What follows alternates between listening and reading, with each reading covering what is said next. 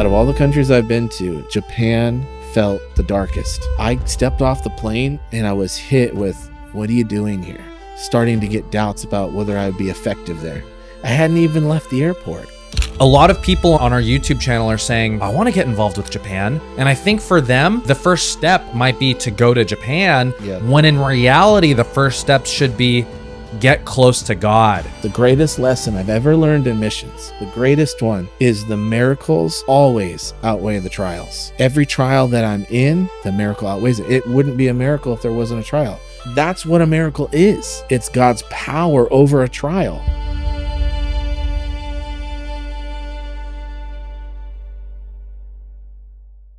Hey everyone, I'm Myles, and I am the voice and lead Bible teacher behind Impact Video Ministries, and welcome to my personal podcast, Practical Christianity. And our goal on this podcast is to interview Christians of different backgrounds so we can see how they live their life and how they follow God.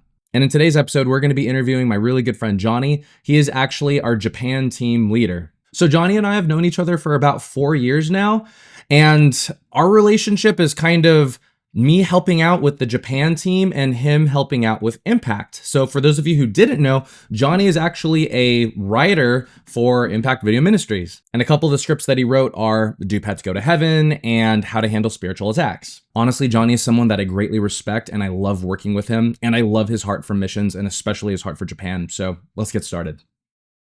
So Johnny, one of the reasons why I'm really excited for this interview is because I've seen your Japan side of things, but I know that you've served as a missions leader and I've led teams in China, in Brazil. Like, I kind of want to dive a little bit more deep because you have experience in all these different places. And that means that there's cultural differences, spiritual warfare differences, and now you're getting ready to go to Japan. So really fast, I know just a little bit kind of about your background, but can you tell everybody here, like, what countries have you been in and what have you done in these countries? Okay. Well, I believe I've been to 20 different countries, but more like 15. The other ones are just because I wanted to visit them. Yeah. So I probably around 15 different nations. Some stuff in South America, Chile, Panama, Brazil. I'm trying to go through the whole map. So, Mexico. We even done missions in Canada. Then I've been to Kenya and Ghana, Africa. And then in Asia, this is where I've done most of my work. I've been in Nepal, Japan, Thailand, the Philippines, I'm trying to think of China, Hong Kong, if you count that. Yeah. And right on the border of North Korea. So we did like North Korean ministries. Wow. As well.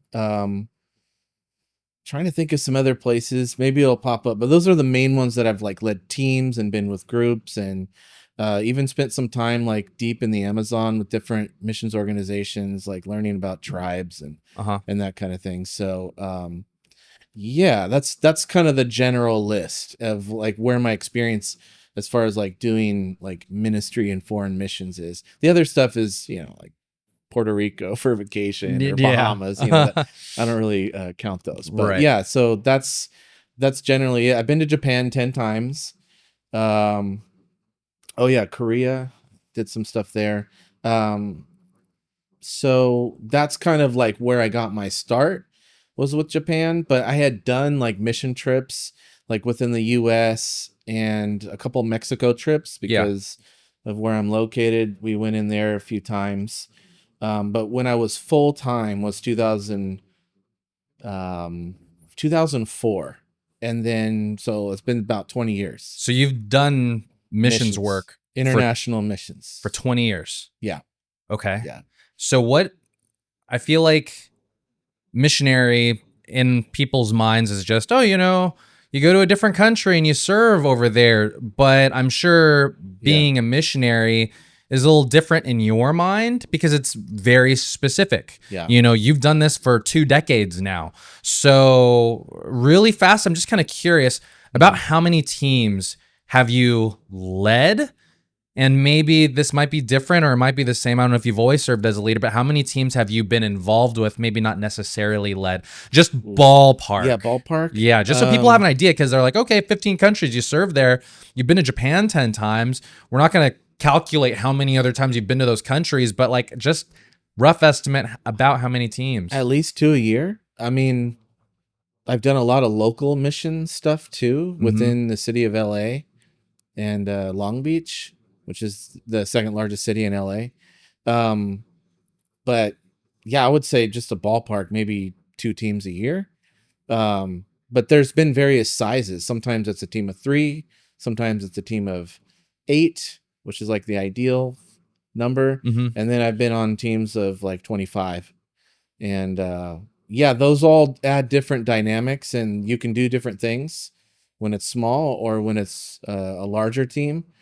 But yeah, I would say that's like a rough estimate of kind of what I've done. Usually leading the teams, but there's been teams that I've just joined as well. Mm-hmm. So that's important as a leader, is to serve, like, and be under leadership. Yeah. That trains you in a lot of ways, actually. Rather than just criticize the leader, just kind of learn from, being able to be led or taught, even though you have a ton of experience. I think I learned that moving back to Los Angeles and doing missions in the city. Like, I was taught by foreigners who weren't in LA how to serve Los Angeles, Hmm. that I'm from here. So that was an interesting experience where I had, man, a good 10 years experience, and I was being led and taught by people that weren't even from the nation or the city that I grew up in. Mm-hmm. So that really opened my eyes to what is missions, because to me, missions is not necessarily a location, it's a mindset. Hmm. And you have to think differently than just like, well, I'll just kind of go through life. You actually got to think, life is, it's so much more meaningful than it is just like kind of, just doing like what the normal life is. But I know people that are very active in missions and still have 9 to 5s and all that kind of stuff. So Yeah. it's possible, and it's a very broad subject, but a lot of what I've learned has been like just kind of caught as I've been out there in the field and trial and error and things like that. Right. So going back to what you said that missions is a mindset. It's a Yeah. mentality. Right. And I completely agree with you. And I have my thoughts on missions. Yeah. And a lot of people think like, oh, okay, you go to Mexico, you go somewhere where they need help. Yeah. You go to the people who are impoverished. But then you talked about doing mission trips in Los Angeles. Mhm. So what does it mean? Like, what mentality is it? What mindset is it to Yeah. be a missionary? Yeah, I think the key thing is the word mission. So there is a bit of an assignment, and you are actually going somewhere. So you're going to a people group. Now, that could be like the skaters at the skate park in your city. It could be the people at your local coffee house, but you actually are going to them, and there's an assignment, then you're being intentional with it. You're not just being like, kind of, I'm in an inner tube floating down a river and we'll see what happens. I mean, that can happen, but it's not like missional minded. That's more passive. Yeah. And I do think we need to be open to those random, God moments. But I do think that as we're engaging in prayer with God, He'll give us things that we need to do. And sometimes they're short. Sometimes it's like a week, but sometimes it's like a big life shifting thing where it's like years, and your life is going to completely change now. And that could be changing your workplace. But there is a sense of go, whatever that is. And there's typically a people group, and that could be a local people group. It could be an international one. Missions isn't necessarily you have to leave your country, but a lot of times it is, because there is something special about a cross cultural relationship that's built. It's you talking to someone that is not like you, and there's kind of like a unique openness that occurs, And it happens when high schoolers go to like retirement homes. Hmm. That's cross cultural. Yeah, it's in the same city and it's in the same country, but there's a cross cultural element to where you're able to learn the depths of God's love through that cross cultural experience that you have. And obviously, it can happen overseas when you're in another country and they're eating different food and they're talking differently. But there's a connection that happens only by that cross cultural thing. And a lot of churches will say, get out of your comfort zone. And that's true as a first step. But a lot of times when you're in missions, it actually gets really fun and really comfortable. And you Hmm. get to see things that you've never seen. It's just beauty that happens. And then you're able to be invited into, very poor places and very rich places. So missions is not just like, oh, I go to, a place where they barely have any food and then I serve them. That's a limited view of what it means. A mission is an assignment from God, and you're answering that call and you're going, um, you know, to complete that task, whatever it is that God was putting on your heart. And, kind of, you want to stretch your faith, and you can stretch your faith in so many ways. But I used to think missions was only when people go to foreign countries Yeah. and that kind of thing. But it's very vast, it's very diverse. But I have kind of the take that, the Great Commission, when Jesus called us to go into all the world and make disciples, I do think that's for everybody.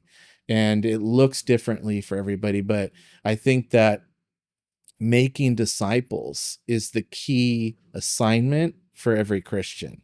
And yes, not everybody's ready for leadership, but we should be able to grow to that spot, because that's initially what Jesus was doing with the 12. Yeah. Is they didn't have a lot of education, and he was trying to get them to step out and go. And sometimes it was local, and sometimes it was other countries. And I think that that's what's modeled for us, because Jesus did that. He was very intentional wherever he went, and he was constantly asking God what he should do. And I think that's when you get your assignments.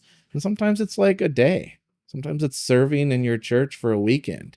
Like you need to have a missional mindset. And I think that's kind of like, that's my lifestyle these days, is I'm just going to be open to wherever it is. And sometimes it's like going to cost me a lot, and sometimes it's going to cost me a little, but either way, the benefits that come from it and the learning you get from taking a step of faith and going beyond just what's inside your house, or what's comfortable for you. I think that you grow in ways that you'll never realize unless you Right. actually do something like that. Yeah. I am conflicted about the title missionary. Mm-hmm. I feel like, when kind of like what you said and what you thought before, that, missions is only when you leave the country and, you help those who don't have as much, Right. and they automatically will slap a sticker on and be like, oh, I did missions work just because you went to Hungary and, you helped to the people there, Whereas I think a lot of times that can be ministry, because ministry actually means service. Right. But kind of going back to what you said and kind of connecting it to the commandment in Matthew 28:19, like, go and make disciples of all nations. And I love that you say it's a mentality, because I think that challenges Christians. I think all of us should do missions work. All of us should have the mindset that is exactly what you said. I'm going to hear from God, and then I'm going to figure out what God wants me to do with this particular people group. And I love that you were talking about, like skaters, makes me think of Jordan in Japan. Like, he has his own skateboarding ministry. Yep. Where every single, I think it's Thursdays or something, every Thursday night he goes and he fist bumps everybody and like, hey, how's it going? And he does his move, and everyone's like, oh, wow, you're so cool, and then he just builds relationships. And then over time, when he keeps on seeing people over and over again, he's like, oh, hey, you want to come over to my church? We're holding a skate thing, Yeah, and right. like, I feel like everybody can do that. Everybody has a thing that they enjoy. Yeah, And if they just decided to bring God into that thing, to bring God into their game nights, right. to bring God into, hanging out with their family while they play a board game, or, or as they go for a Yeah, walk or go to a coffee shop. I feel like missions can be a regular part of everyday life. sure. So that said, you were kind of talking about the activities that you do on the field. Hmm. And I kind of want to get it in people's minds that you can work a full-time job and still Yeah. do missions work. Like in our previous episode, I interviewed my brother-in-law, Ozzy.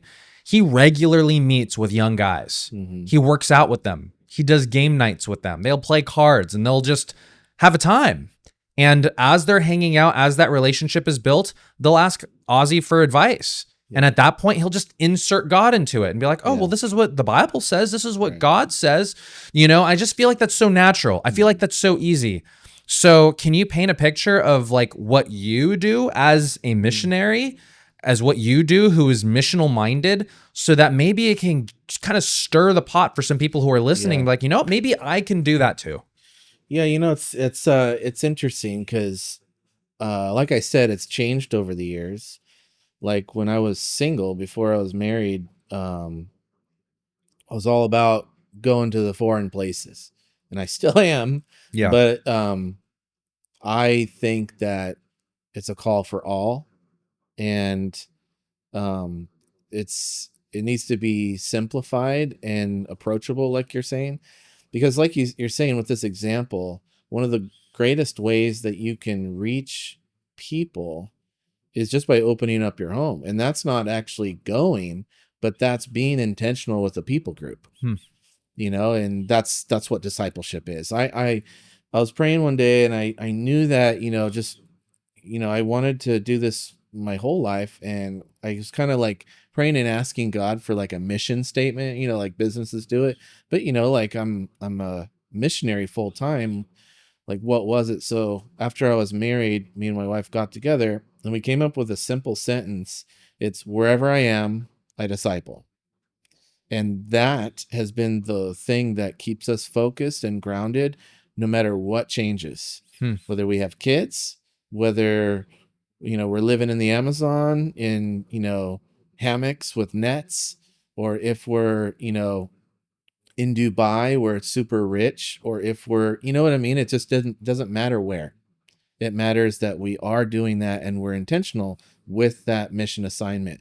So it's not limited to age group as well. It's like the wherever we are, that's what we're gonna do. We're gonna find people to disciple, and a lot of discipleship happens on outreach. And one of the things that we've realized is it's one of the best ways you can disciple a group of people that are hungry to learn about God. And we saw Jesus do this too. Is when he was leading his disciples, there was a time where he's like, all right, I'm going to send you out. They go on an outreach. Don't take anything with you, and then come back. And then he was able to continue to disciple them. But there was something about relying on God for everything that propelled them in their growth. And when people are out there on a short-term mission trip, or even like a longer term one, is it stretches you to trust God more, and it builds your faith. And that's just, I think that is one of the key recipes for discipleship, is people that are wanting to be faithful. They're saying, here I am, send me. They don't know where, maybe, but get out there and try to figure it out. And don't just sit around and do nothing, because you're not going to figure anything out just by being passive. But what's worked in every context for me, whether I'm serving in a homeless shelter, or whether I'm serving people that are not my age, or people that are not, you know, from my country, is connect with them, whoever it is. When I take teams out, I say, all you need to do is try to find a way to connect with people and let the conversation bring God into it, And then that's where the Holy Spirit starts to move, is when you're making yourself available to connect with people that are not like you. And that's really that's the main method. Is, what makes Japan trips successful is everybody on the team doesn't need to be told what to do. They just try to connect to people. And it like, that's where you got to see these amazing conversations and salvations and miracles, just because of that. Is like, I'm available and I want to connect. And what happens is, when you connect with people, you can connect them to who God is, and Hmm. with your words and with your actions, both. They're hand in hand. A lot of people, they don't have access to a Bible, but you can speak scriptures to them. Yeah. And it's like, we're not supposed to just be hearers, but doers of the word. And I'd say that's where the doing of the word happens. It's not all the religious rituals, it's being the hands and feet of Jesus. And you can do it in any context. When I was working in a homeless shelter, I used to think it was all about serving food, but it was actually about connecting with them. And that's kind of like my method. Is, if I can make a connection, I can kind of pour into their life. And eventually it turns into discipleship, because there's a lot of people out there that are just hungry for meaning and purpose in God. And once you start to see it and it happens, it makes you want to do it more. But I think a lot of people, they resort to past bad experiences, and so they don't put themselves out there. So let's talk a little bit more about discipleship, because I feel like if we were to talk about Christianity in America, Mhm. I feel like the average Christian will maybe, go to church on Sundays. Maybe every now and then they go to a evening service. They'll pray before meals. Yeah. Maybe they'll read their Bible every now and then, but at least they get their Bible study on, Sunday mornings. Let's say Yeah. that that's just what an average Christian looks like. Right. What are all of the components that make discipleship? Because we're saying now it's a mentality that everyone can have Mhm. for every Christian. It's not just for the extreme Christians, it's for the obedient ones. Right. And if that's the case, you already mentioned some very key things, connecting to them and then connecting them to God. Is Mhm. there any other components that make, because you say, oh, it's all about discipleship, it's all about people connecting. Right. But if someone were listening right now and they're like, you know what, maybe I can be a missionary. Maybe I can do something. I'm not going to a different country, but I can do something at work. What would Yeah. you tell them? What are all the things that you would recommend for them to do in order for them to be involved with Yeah. missions work? I'm gonna go with the food analogy. Hunger is the main thing that anybody needs, any Christian, is a hunger to know God.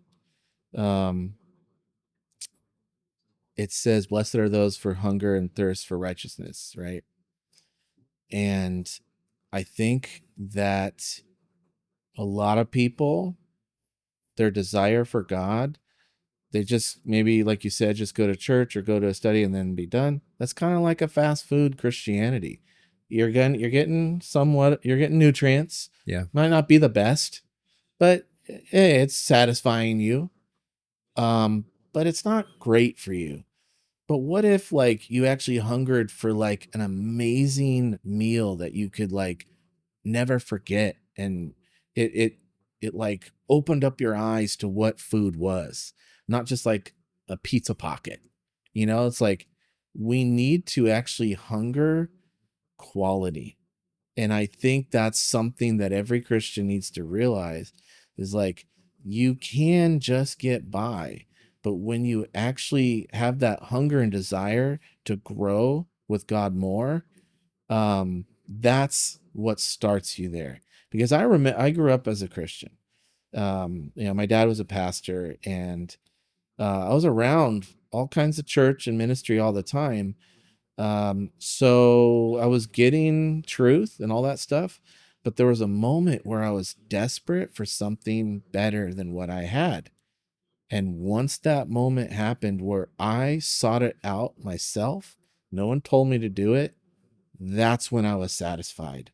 And that was actually the start of my missions. Is I was 18 years old, and I knew I knew God existed, but it wasn't the God that I saw in the Bible and in the book of Acts. I'm like, what's missing? Hmm. And I did have this, okay, I need quality. And I think that's the first thing is once you have an actual desire to, I want to see how God moves. And it can happen anywhere.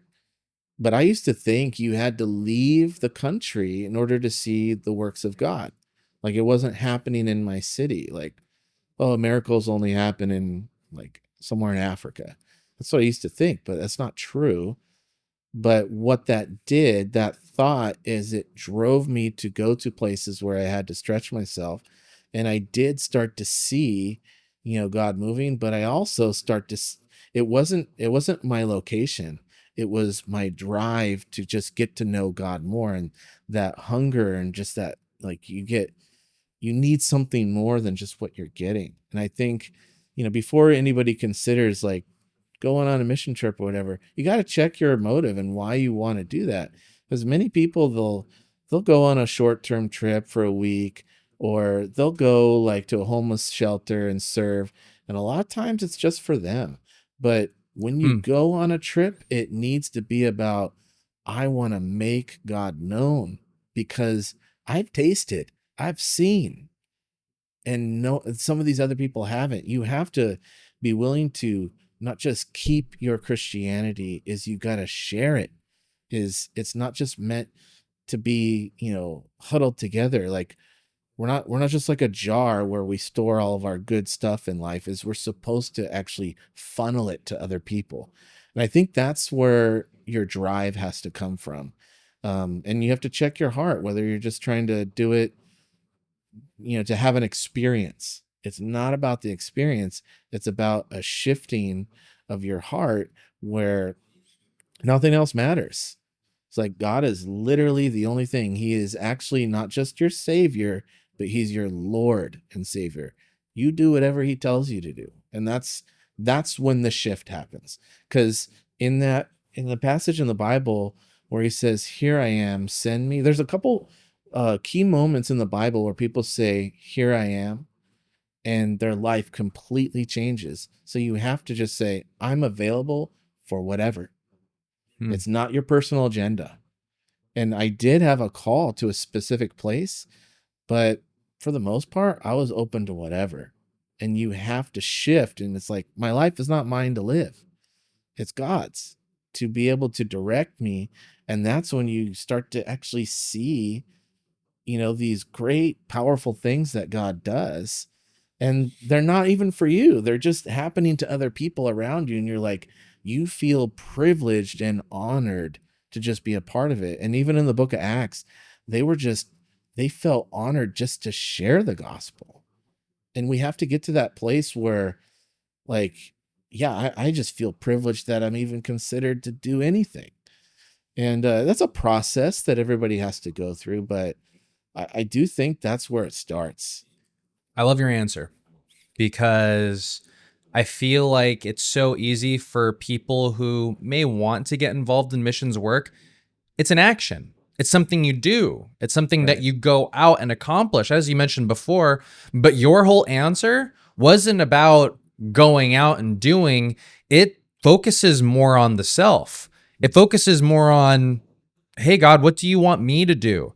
Hey, God, who are you to me? Yeah. And it's all about God's will. And so I think you're completely right, because I think that there are a lot of people, and there were times in my life when I've served in ministry too, where you serve for yourself. Mm-hmm. You're served because you think it's the right thing to do, or because you're obligated and it just sucks the life out of you. But the reality is we serve because God calls us to. Mm-hmm. And because as you cultivate kind of what you're mentioning, okay, how do you be a missionary? It's all about knowing God, loving him. And when you get to that place genuinely, he tells you to do something, you're sensitive to that. And the thing that he tells you to do normally has to do with people, because God has a heart for people. and then you're just obedient to that call. Yeah. And that's essentially missions right there, because that's what Jesus did. He heard from the will of the Father, go and die, pay the price. Yeah. And then Jesus did it. Right. And so for us, for people who, are interested, like, oh, maybe because we get a lot of comments on YouTube saying, because they know that I'm going to Japan. Mm-hmm. And in our interview, we're going to talk a lot about you in Japan, because I know for those of you guys who don't know, like, Johnny is my leader. Johnny is our leader for our trip. There's a group of 12 of us going to Japan, and you're the one who's going to be like, all right, guys, this is what we're going to do. And we're kind of, we have a Japan prayer meeting. Well, by the time this is released, it'll already be over, but it's going to be this, this Friday. Yeah. But a lot of people on our YouTube channel are saying, I want to get involved with Japan. I want to do something. And I think for them, the first step might be, or one of the first steps might be, to go to Japan, when in reality, the first steps should be get close to God, hear from God, love God, hunger and thirst for righteousness, be so close to God so that if he tells you to do something, you'll hear it, you'll know it. And then when it freaks you out that you have to do it, you'll like draw and lean on him for strength so that we can do what needs to be done for the benefit of others, because we love God. Yeah, I think I definitely want to say too, it's not about being perfect and then going. Yeah. It's about that hunger to know God in a deep, deep way. Because a lot of people are like, well, I'm not prepared for missions. Well, there's a lot to what that means. Yeah. Sometimes it's immaturity. Sometimes it's just lack of experience. But the main thing is that hunger to know God in a deep, deep way. And if you feel like pulled to a certain people group, explore that and get around people that are actually already doing it. Because that's what I had to do when I started. Is I knew I was getting ready to go into missions, but I didn't know a lot of people that were doing it. And so I went out and I found them and I learned from them. And then that was part of the process of being prepared for it, because I saw people like in action, like doing what I aspired to be. Like if you were to want to, I don't know, be a professional soccer player or something, well, you'd start playing games and you'd hang around people that did, you know what I mean? It's like, it's the same idea. If you feel led to a certain people group, you got to get around people that do it. I know a lot of people that they feel kind of led to help the homeless. I'm like, start serving other like different organizations. Don't just camp in one, but see like what's a good fit for you. And my number one advice to anybody like interested in Japan would be go there and visit before you think about the big stuff. Is start plugging in and start seeing if it's a good fit, because what you're going to experience in Japan in like 2 to 3 weeks is just the start of it. I anybody that wants to go serve full time, I tell them when next visit a couple times and also visit by yourself, because something that you need to feel is, who are you when it's just you? Because a lot of times we can be influenced by teams and by what other people are doing, and I'll just kind of like fly alongside this crew, and that's good for a first time experience. But if you're thinking long term, you need to see how it functions when you're there by yourself and you're actually, trying to get involved when no one's telling you what to do. Yeah. And I think that's everybody that I've known that has gone there, there's been something like that, where there's a desire to go there, not because anybody's telling you to do anything. Is you're going there because you're trying to answer a call or something like that. So yeah, I think sometimes we'll take team members to Japan and they'll hang out with us and they'll do the thing for 3 weeks to a month, and then I'll say, hey, take the last week by yourself and just pray and walk around and feel what it feels like to be here, just you. And I think there's a learning process that happens with that, is like, oh, I need to come to Japan not because of the energy of the team. Is it has to be me and God in conversation. And that's where I get my orders, not from some dynamic person. Yeah. And you know what I mean? It's like, if you really want to answer a deep call It has to, your marching orders, God, your mission assignment has to be from God himself, not from someone else. And I think that's what keeps you going long term. Um, yeah, so there's a lot to that I've kind of noticed over the years, going to Japan and other countries too. Is there's like everybody has a process before they kind of like bunker down and then they're going to spend their whole life there or something like that. Mhm. There's always a process. Yeah. Right. Okay, so we're talking a lot about Japan. Mm-hmm. Why Japan? Why do you want to go there? I know why I want to go there, but go ahead and just paint a picture for everybody. Mm. Why? I mean, when people think of Japan, they think sushi, they think anime, they think kimonos. Everything's nice and clean over there. Everything's well kept. Yeah. But why are you going to Japan? Mm. You know, that question has been asked to me for 20 years. And I think one thing that's stuck in my mind is I go there because there's barely any Christians there. And the ones that are my friends and the ones that have, given their life to Jesus, there's a depth there that I've seen that it's just life changing to see, like, if a Japanese person becomes a Christian, there's a whole lot at stake in that process, and it can be a very long process, but when it does happen, there's such quality people there that they take it seriously. It's not just a, yeah, I don't know. I think, like, when I first went to Japan, I was there and someone said it was a missionary graveyard. And I always asked, like, well, why is that? So that was like 2004.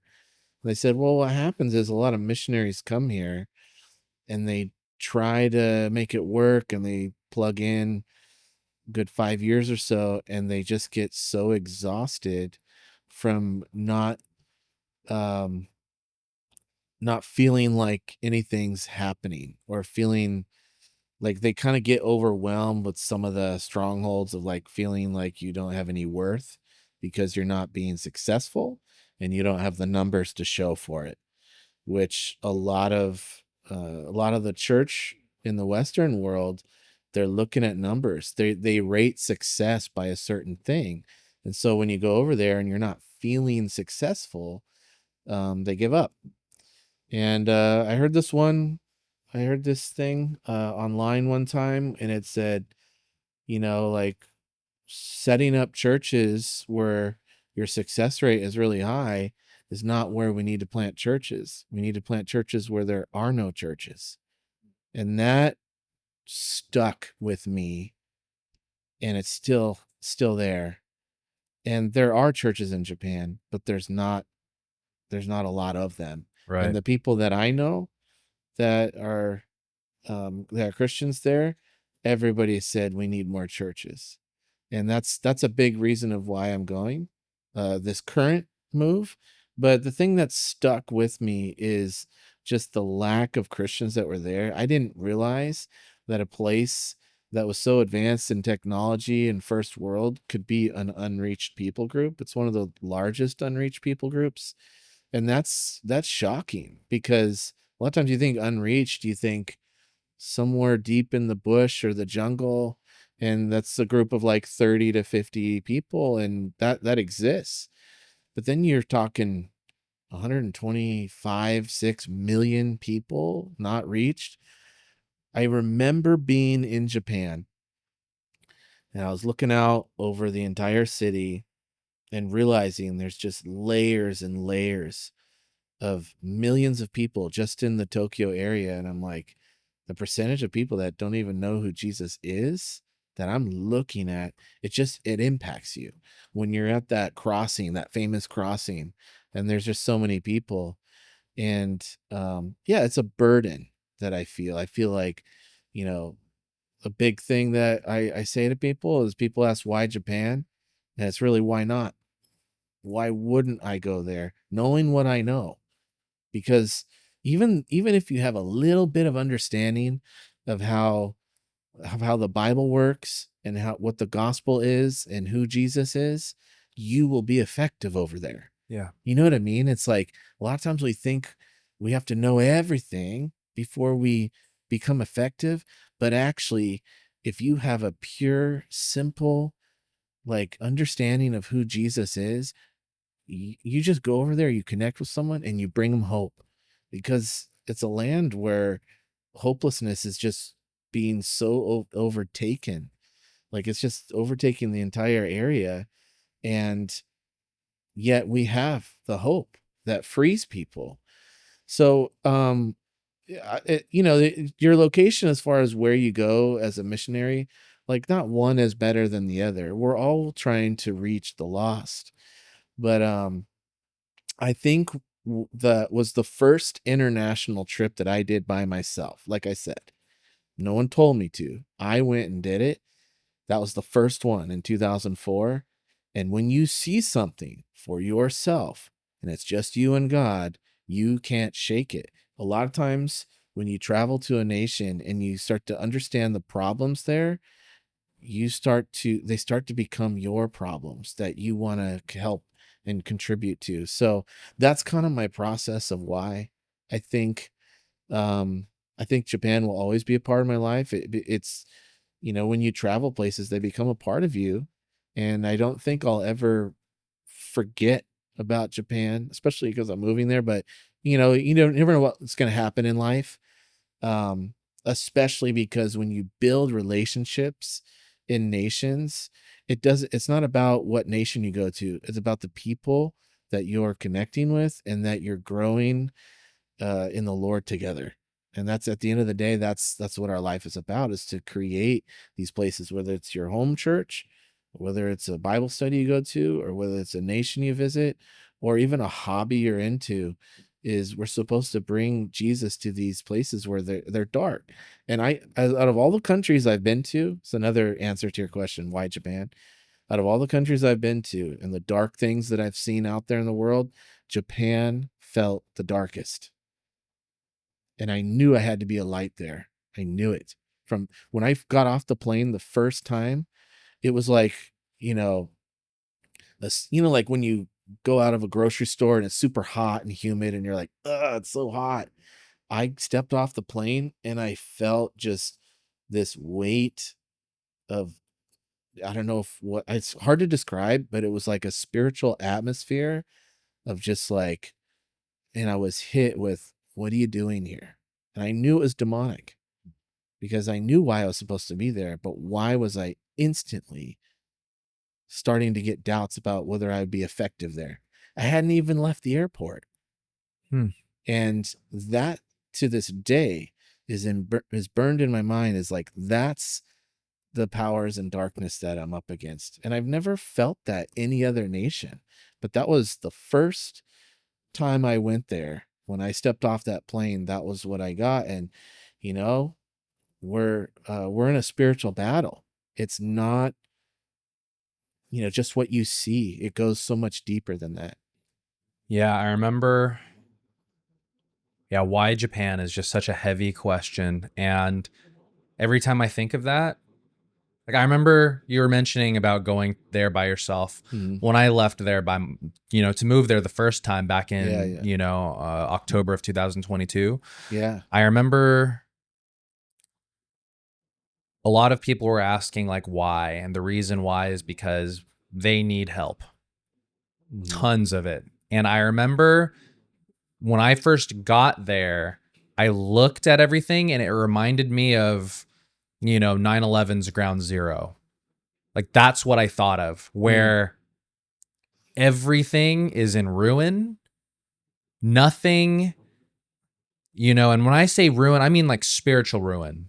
I felt like there was so much work that needed to be done. Yeah. And I even thought, you know what? If I invited every single Christian that I knew, Mhm. and if I were to bring them all to Japan, it still would not be enough. We would all Hundreds of us would drown in all of the work Yeah. that Japan absolutely needs.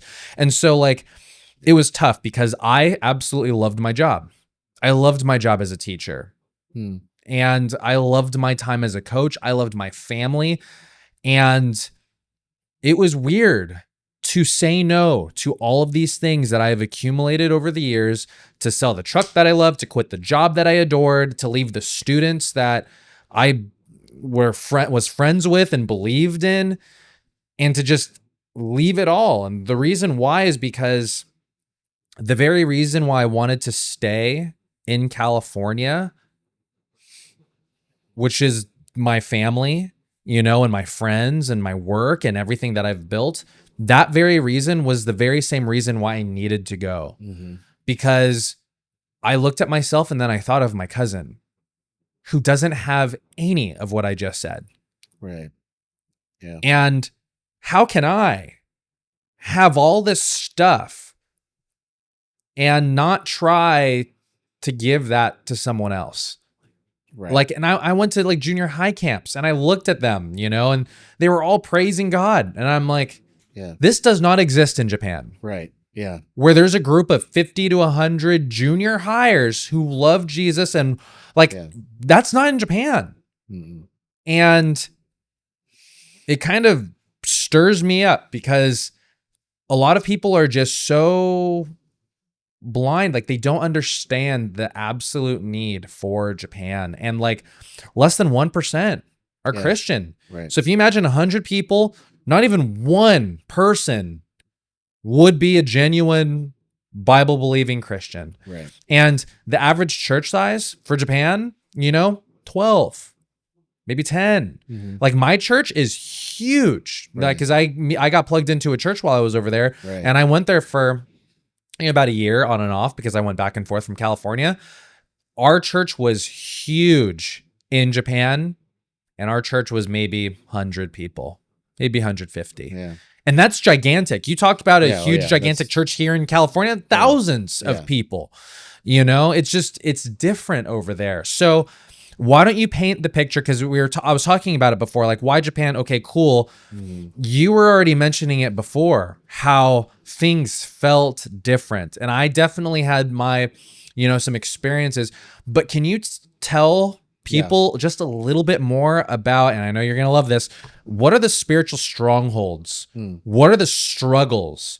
What is the dark side of Japan? Like, what does that look like, so that when people think of Japan, they look at it not from the tourist lens, but through the spiritual one? Right.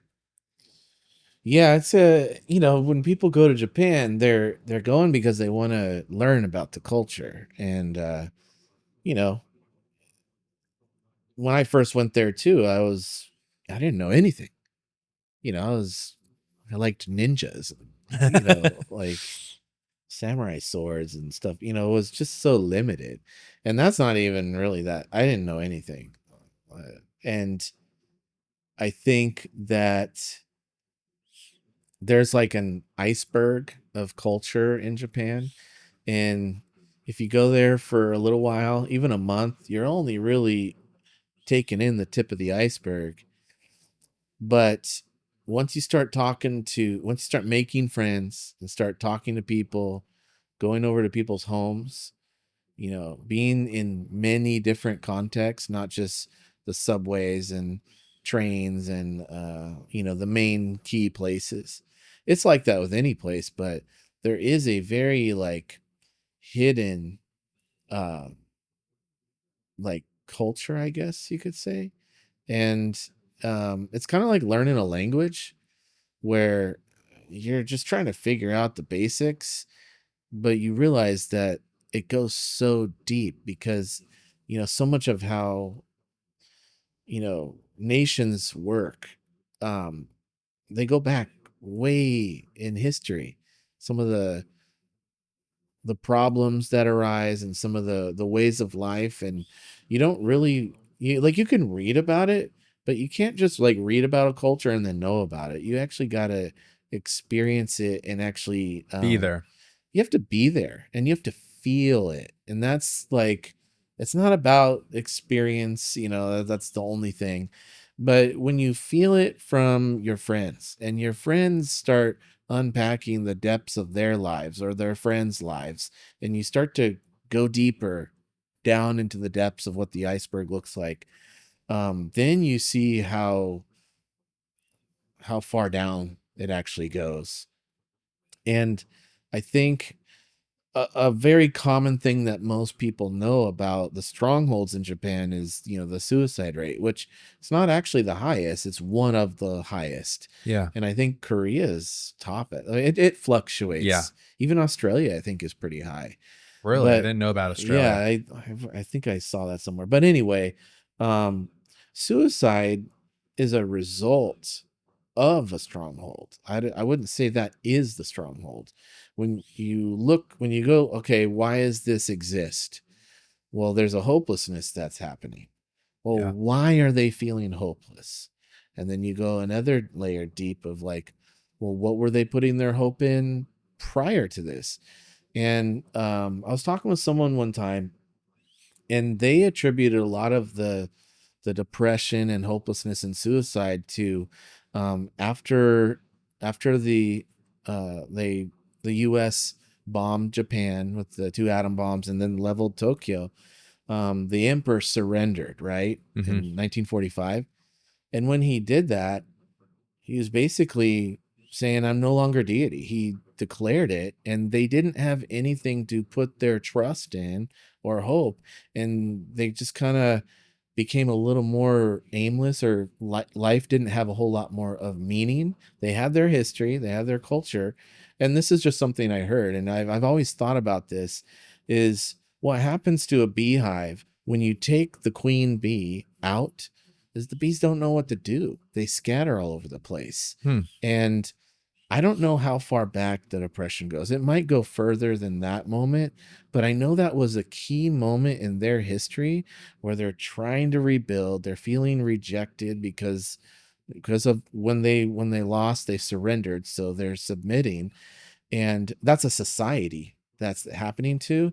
And then, the drive to be the best and all that kind of stuff and to thrive when you don't feel like you have really anything to invest your meaning of life into, you can feel very lost. And so, I would say it's more about like feeling like powerless, like what does my life even matter? And that was taken away because they didn't have anything to put their faith in. So with all that being said, a lot of times when we'll share about Jesus with people in Japan, they light up at the story of Jesus because it brings hope. And that's where the deficit is. There's hopelessness and there's nothing to put your life or your trust into. And we actually were talking to this one guy that, he was not a Christian and he didn't get saved, but after we were done talking to him, he said, this story is so important. If Japanese people knew this story, it would change Japan. And I'll never forget when a non-Christian said that about the story of Jesus. And it Hmm. was like, this is the answer. There needs to be something to place your hope in. And, a lot of other things that come from that, I think are byproducts of that stronghold of like, I need to have someone to live for and someone to serve. Because even when you get into like the way that they would serve and the loyalty that exists in Japan, like that goes far back. And when that's applied to something that truly is life-giving, I would say that that's the answer. That's where they'll start to thrive. And there's things within their culture of why suicide is like an acceptable answer and all that kind of stuff. But as far as the darkness and the spiritual stronghold, I feel like conforming to something that doesn't have any meaning will, at the end of the day, create that kind of deficit that everybody sees. And the Japanese see it too. They know that this is a problem within their society. It's not just foreigners saying, oh, there's this thing wrong there. I mean, there is Like even if all the animes you watch, there's a culture of death and suicide that is somewhat acceptable.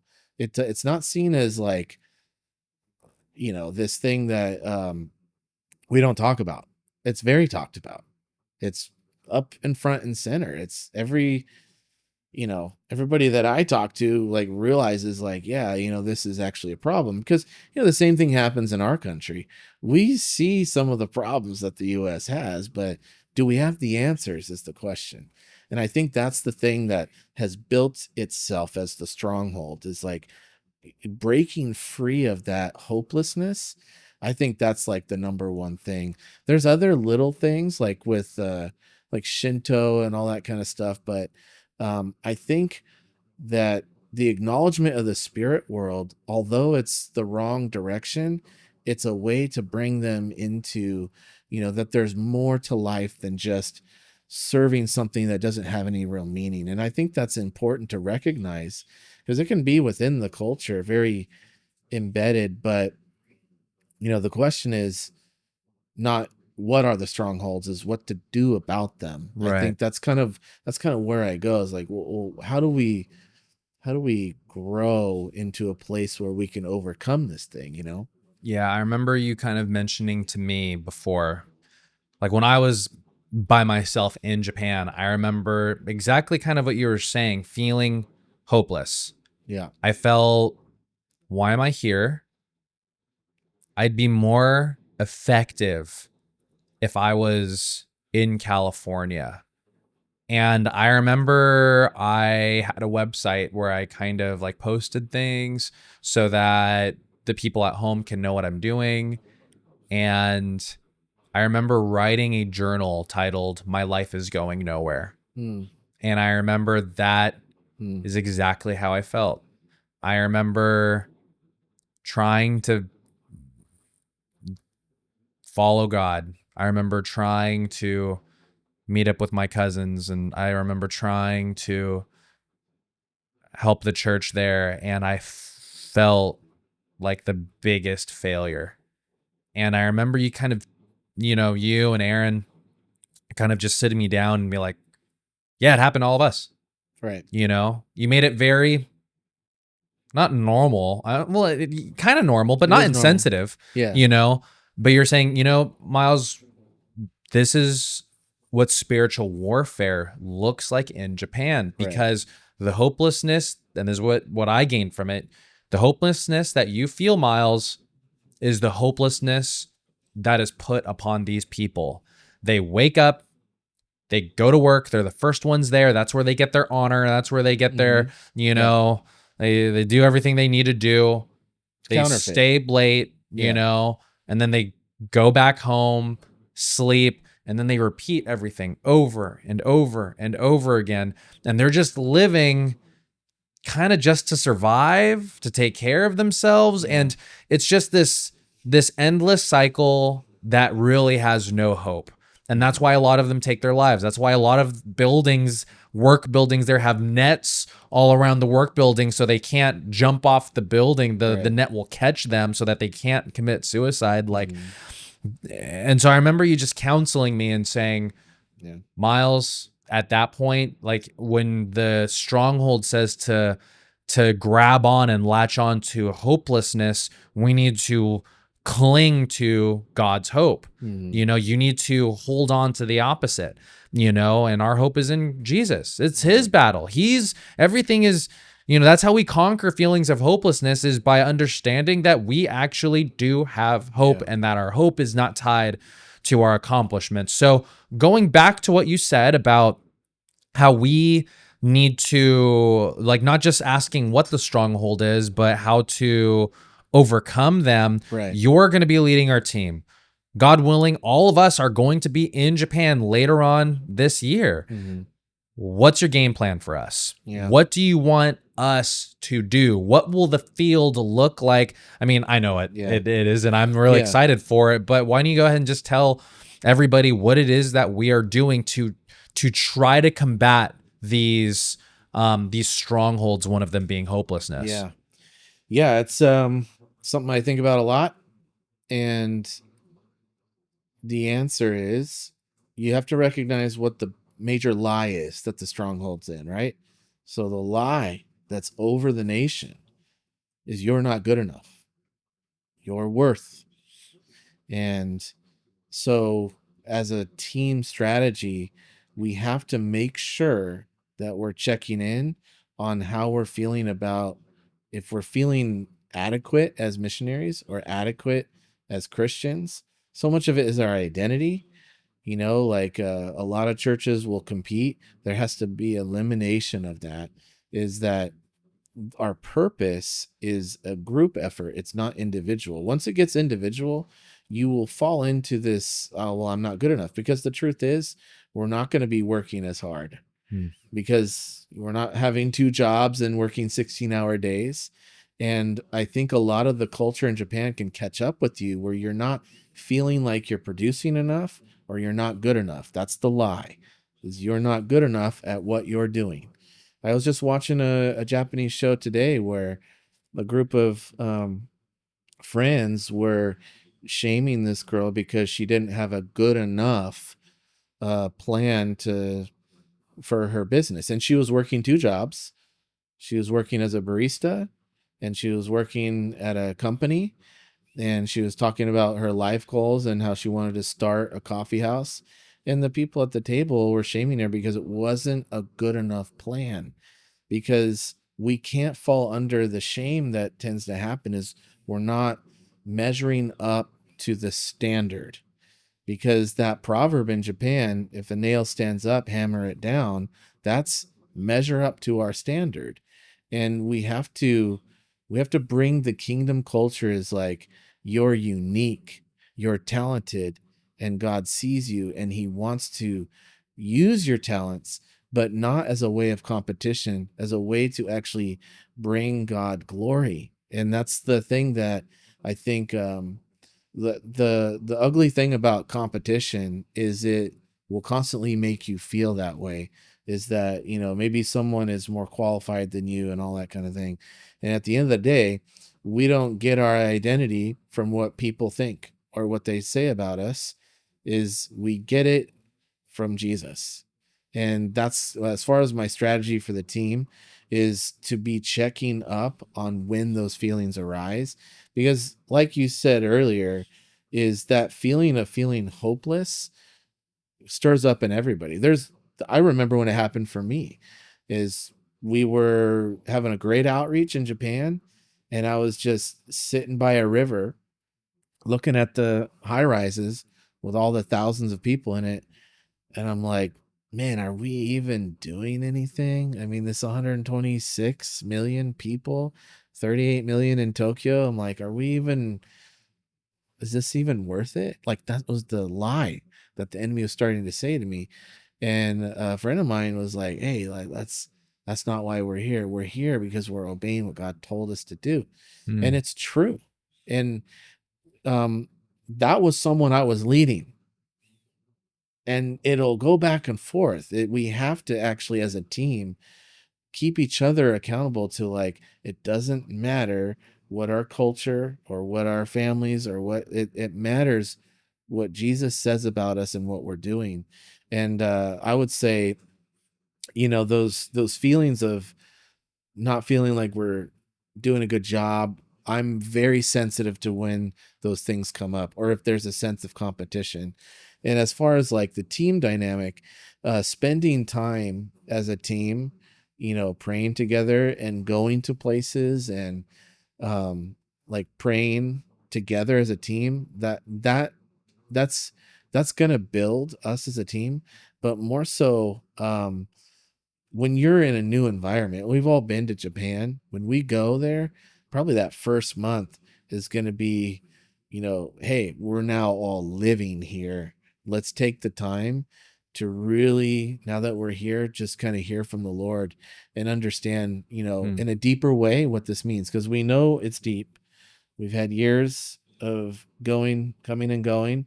But when you're there, and that mission starts, we have to be very sensitive to not be like on the wrong, like we can't start on the wrong foot. Otherwise that'll carry into the future and what we do. And I do also look for when people are being frustrated, like when missionaries are in Japan and when they're feeling frustrated, because that's when the lie starts. Because there's a frustration. It could either be a miscommunication with a team member, or it could feel like personal, like Mm. you feel frustrated with yourself because you're not measuring up to where you need. So that's kind of like the general like take on it. I mean, every time we go into Japan, we usually take a moment to just not have a bunch of stuff planned, but go to like a high place and just pray over the area um, before we do anything. And it's really cool. It's kind of like scouting the land and just kind of like getting specifics of what God wants you to do there. Because, man, we've been there so many years. We could just show up and just start doing things. Yeah. But if we don't take the time to like scout and get new direction from the Lord, I also noticed that David would do that a lot too. Is like, he was a warrior, but he still, was methodical and took his time with things.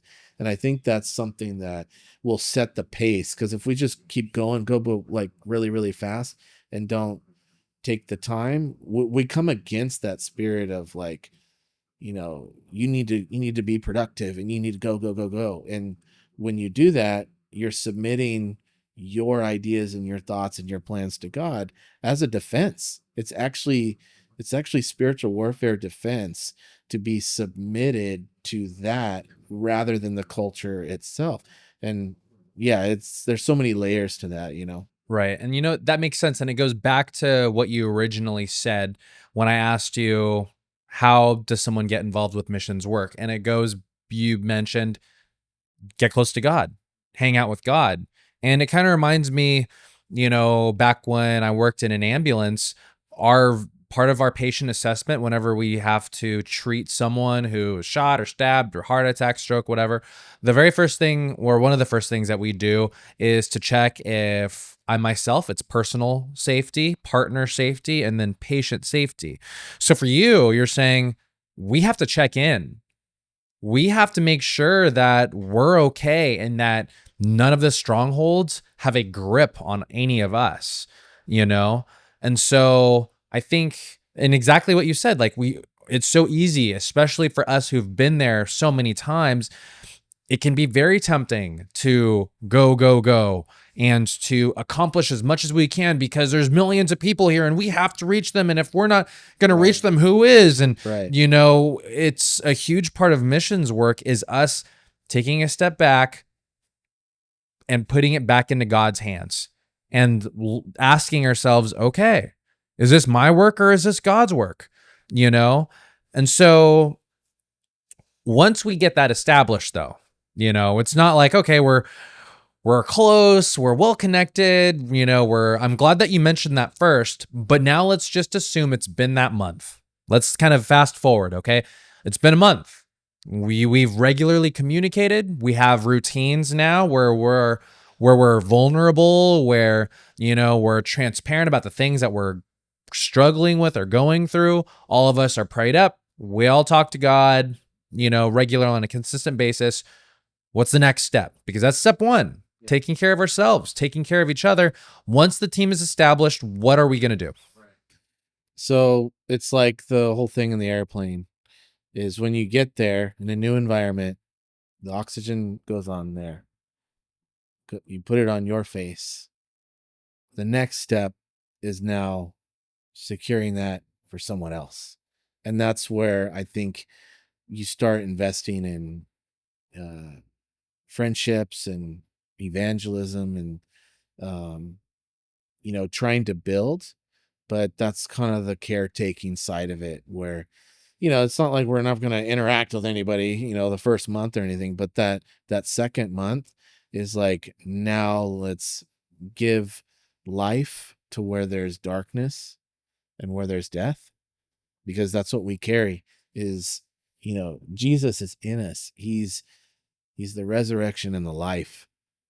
And in a place where the stronghold, there's a culture of death, like that's what we're bringing. And we actually, that there's so many different ways, but I would say that's probably when we shift into now we need to start resuscitating people that are, honestly, it's like you're out of air and they need that thing. I mean, just to go with that illustration is, now that we're secure, then you move. And that's a principle I have in missions.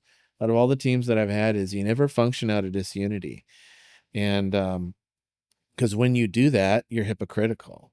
Is you're saying, our team is all messed up and everybody has problems with each other, but we're gonna go be nice and friends to all these Yeah. people that we're not like interacting with. Yeah. Like the people that are in your home, if you're local, or your community, if you're not able to like interact with them in a healthy way, then what business do you have going to people that are new? You Hmm. need to get and Jesus showed this. He showed that like a way to move in spiritual warfare, right, is having right relationships. A lot of people think spiritual warfare is just casting demons out. Most of the time, it's being intentional about having healthy relationships.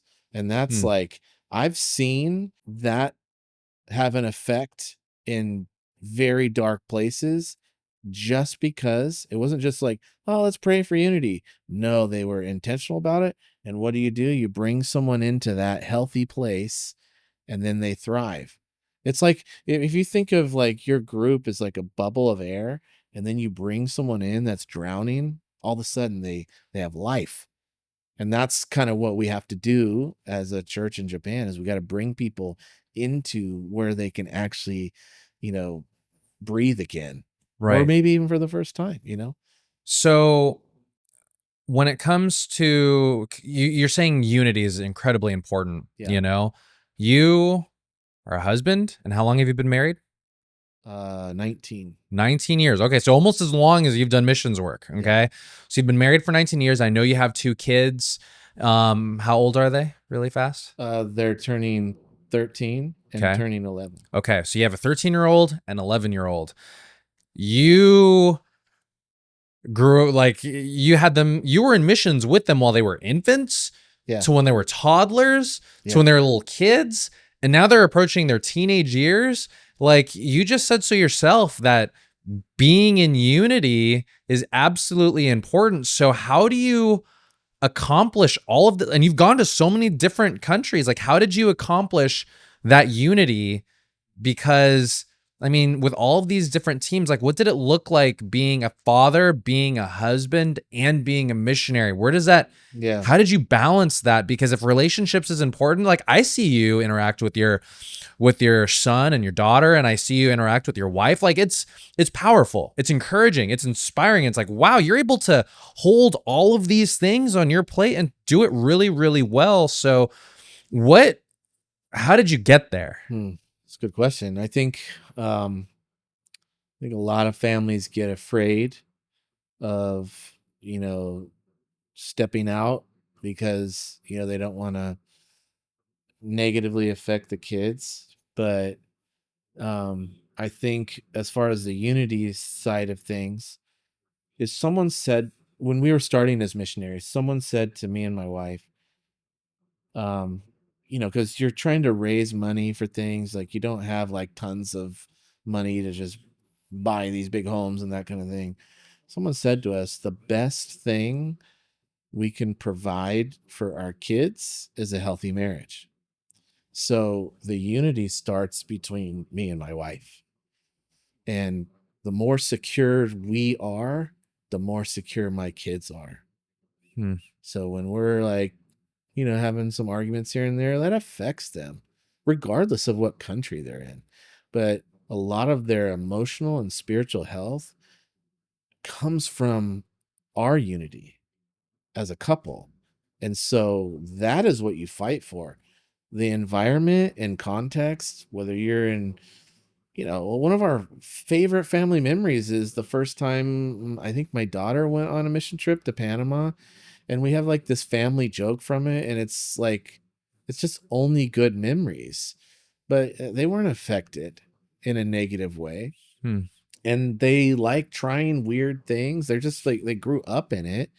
And I don't expect them to be missionaries.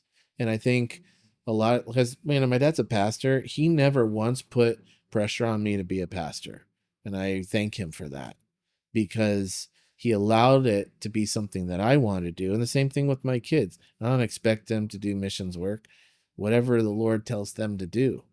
And that, where the Spirit of the Lord is, there's freedom. You have to allow your family to have freedom to make choices.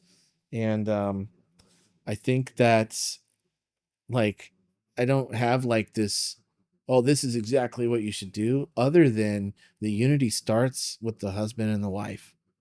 And that in turn affects the kids. And then as they move into, different areas of life. I mean, it's a big deal for us leaving and going to Japan. We're all sad about leaving our family. And my kids are gonna be affected. They love Japan. They've been there 4 times. Um, and that's a prayer that we have.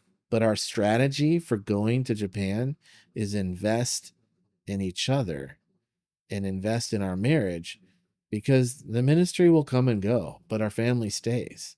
And Hmm. I don't think everybody that is a pastor or even in full-time ministry actually acts that way. They say it, but acting like the family comes before the ministry is easier said than done. But that is the answer. And the kids have to feel it. I ask my kids how they feel about, if I like go to Japan for 2 weeks, like, hey, how you guys feeling about, like, I want to let them know I'm concerned with their feelings, not just doing things because, I'm on my personal journey. It's like, no, their emotional and spiritual health is mine. That's what a family is. It should be a unit. It's not like, oh, we're individuals kind of like helping each other out. Like, no, we're actually a unit, and we have to move as a unit.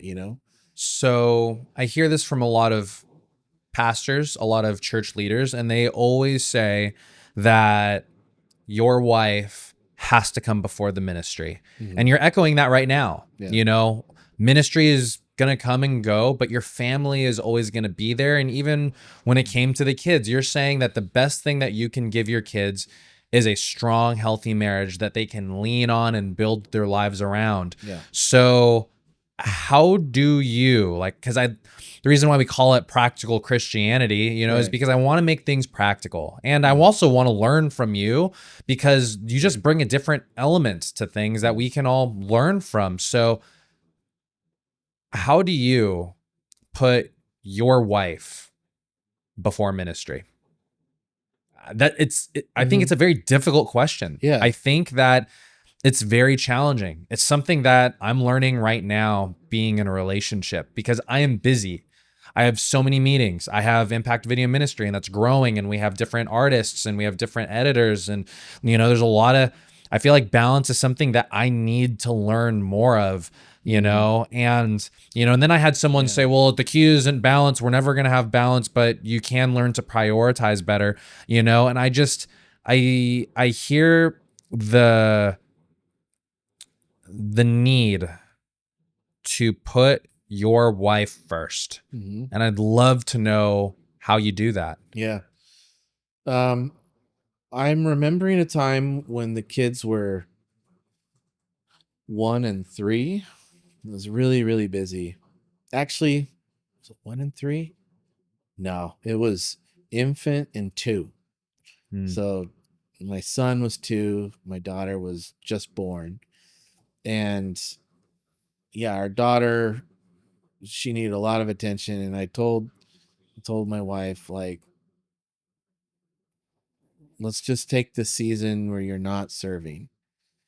Um, and we were leading this really intense school and that kind of thing. And we were very stressed, not just because of the age of the kids, but the school we were doing was really intense, and we were teaching and leading the school. We weren't taking a school. And the students in there, there's some tragedies that happened that were pretty heavy. Can I ask how old you and your wife were around this time? Oh, okay. I was 30 Okay. and she was 29. So, yeah, there was one night where, the baby was crying and it was super stressful. And we're sitting there like trying to figure it out because I had to do something early in the morning. And I said to her, I was like, this is going to be one of the hardest seasons of our life because the baby was had so many needs and what was going on. I was like, let's just put our game face on and push through these next 3 months or whatever. I was like, but we have to try our very best right now because this is the time when couples start parting because there's not a lot of understanding. I was like, but we know this is the time. Our son is 2, and 2-year-olds have a bad rap for being terrible, but he wasn't. But he was still 2, and the infant, our daughter, she was, just an infant. She just constant surveillance, and so we just sat there and we're like, all right, this is the time where we have to fight for the marriage. And we weren't like arguing or anything. We weren't like, didn't have like tension, but we just like, this is the season, game face. So we did. And she didn't help me with the school. She just focused on the kids. And I did that for 3 months. We just powered through it. And then at the end of it, we came out. And I remember now that being a time where we decided to just push in and lean into each other because we knew it was the hardest season. It's that whole 7-year itch where, things get intense. Your second child is there. And now is when you're wanting to like, I'm out. And we were like, no. It was like, let's be better than the statistics. And so we zeroed in. And I would say just because we loved each other and we cared about each other, but we knew the tension was rising and it was getting harder and harder. It wasn't letting up. And so it was just kind of like a motivation thing that we just zeroed in on. And I remember that being one of the times in our marriage where we felt so close, yet it was the hardest. And you have to approach things in marriage that way. Is if your marriage is difficult, it's time to forget everything else and zero in on making it and fight for it. It's like people praying for unity. It's good to pray for unity, but you have to fight for unity. You got to make it happen, and you got to die to yourself. That's the whole point of being a Christian, is dying to your personal needs. Like sacrificial love is dying to yourself. So when you do that, our kids started become more secure in who we are because they saw us go through a trial, not as enemies. And that's what you can't do. Whether it's on a mission field, whether you're in ministry, whether you're just at home, trying to get by, is your spouse is not an enemy. And I think at those times where it's super stressful, it can feel like they're coming against you because basically everything in your life is coming against you. But so that was that season. We never had the philosophy as like, oh, the kids will just stay home. If we're ever going to go on outreach, they came with us. And it's actually pretty easy when they're young. It's once they get past 5, then it gets more expensive and that kind of thing. But we always loved it. And we always noticed that having our kids with us out on the mission field, it created scenarios where we're able to connect with people, other parents and other kids on outreach. Like, it was just great. But we didn't like, it's not like we just kind of let them go and figure it out. It's Right. like you're attentive to them. But also, it just becomes normal. Like kids are very adaptable, and yet they also need their structure. The structure is your marriage. The adaptability happens to, well, as far as your actual environment. And right now, they're a lot older and much more aware. Like I was telling Nina, my wife, last week, I was like, we just got to zero in on making our family as tight as we possibly can.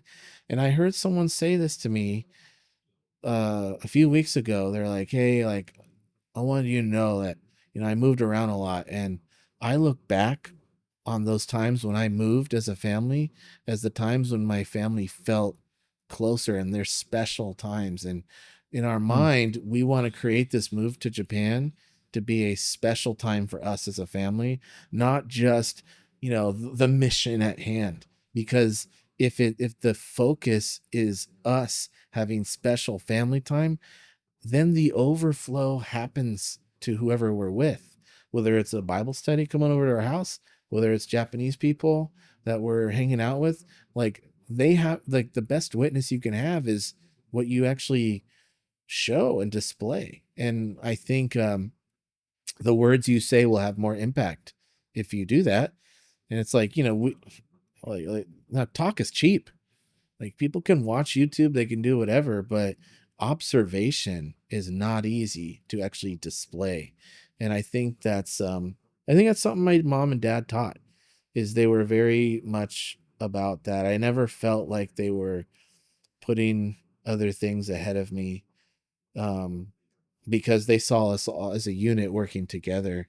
And I never felt forced. My dad always said, you need to, make Christianity yours. Don't do it because we are. I'm not going to make you go to church or anything like that. So, Yeah. On that note, how did you become a Christian then? Because you said that your dad's a pastor. yeah. Is it something that you just like, oh, okay, cool. Yeah, there's always a God. Or was there a time when God was a little bit more real to you? I mean, I said the prayer when I was 3, and I remember it actually. Um, but there's only, my understanding of right and wrong and sin, I think, was there, but the depth of all the what grace is and all that, I didn't know that yet. But Yeah. I did know the grace of a parent. When you do something wrong, I think kids can pick up a lot. I got baptized when I was 7, and that was, I wanted to do that. And then I just kind of like was at church, and every week. I never missed a Sunday because my dad was a pastor. Um, I think when it became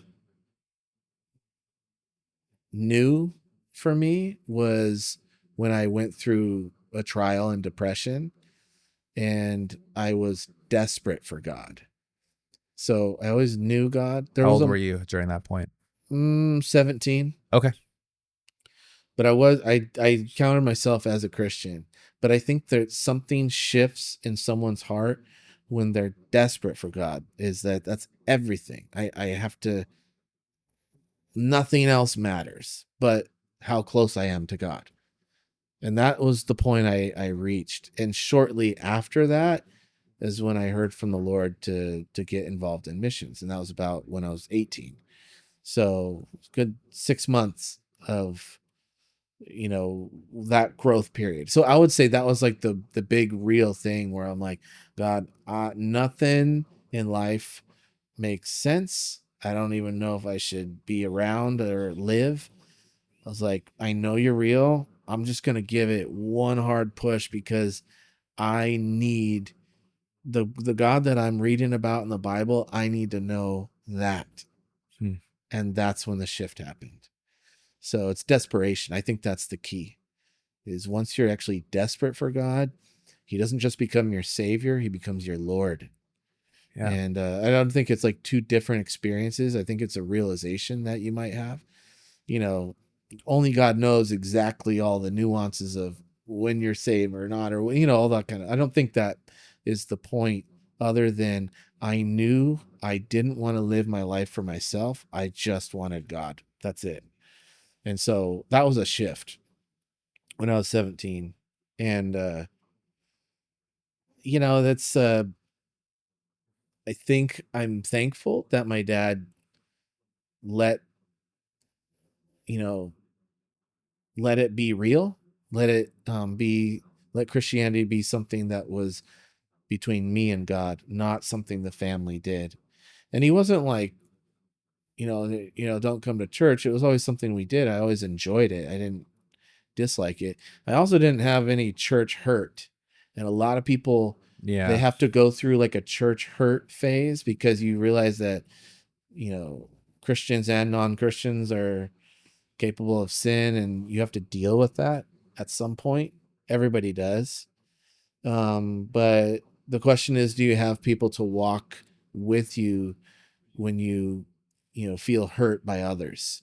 And I was feeling pretty hurt by others when I was 17, and that's when I needed God the most. I was desperate for him. So it was a good shift. You know, I didn't feel like anything anybody said really helped me.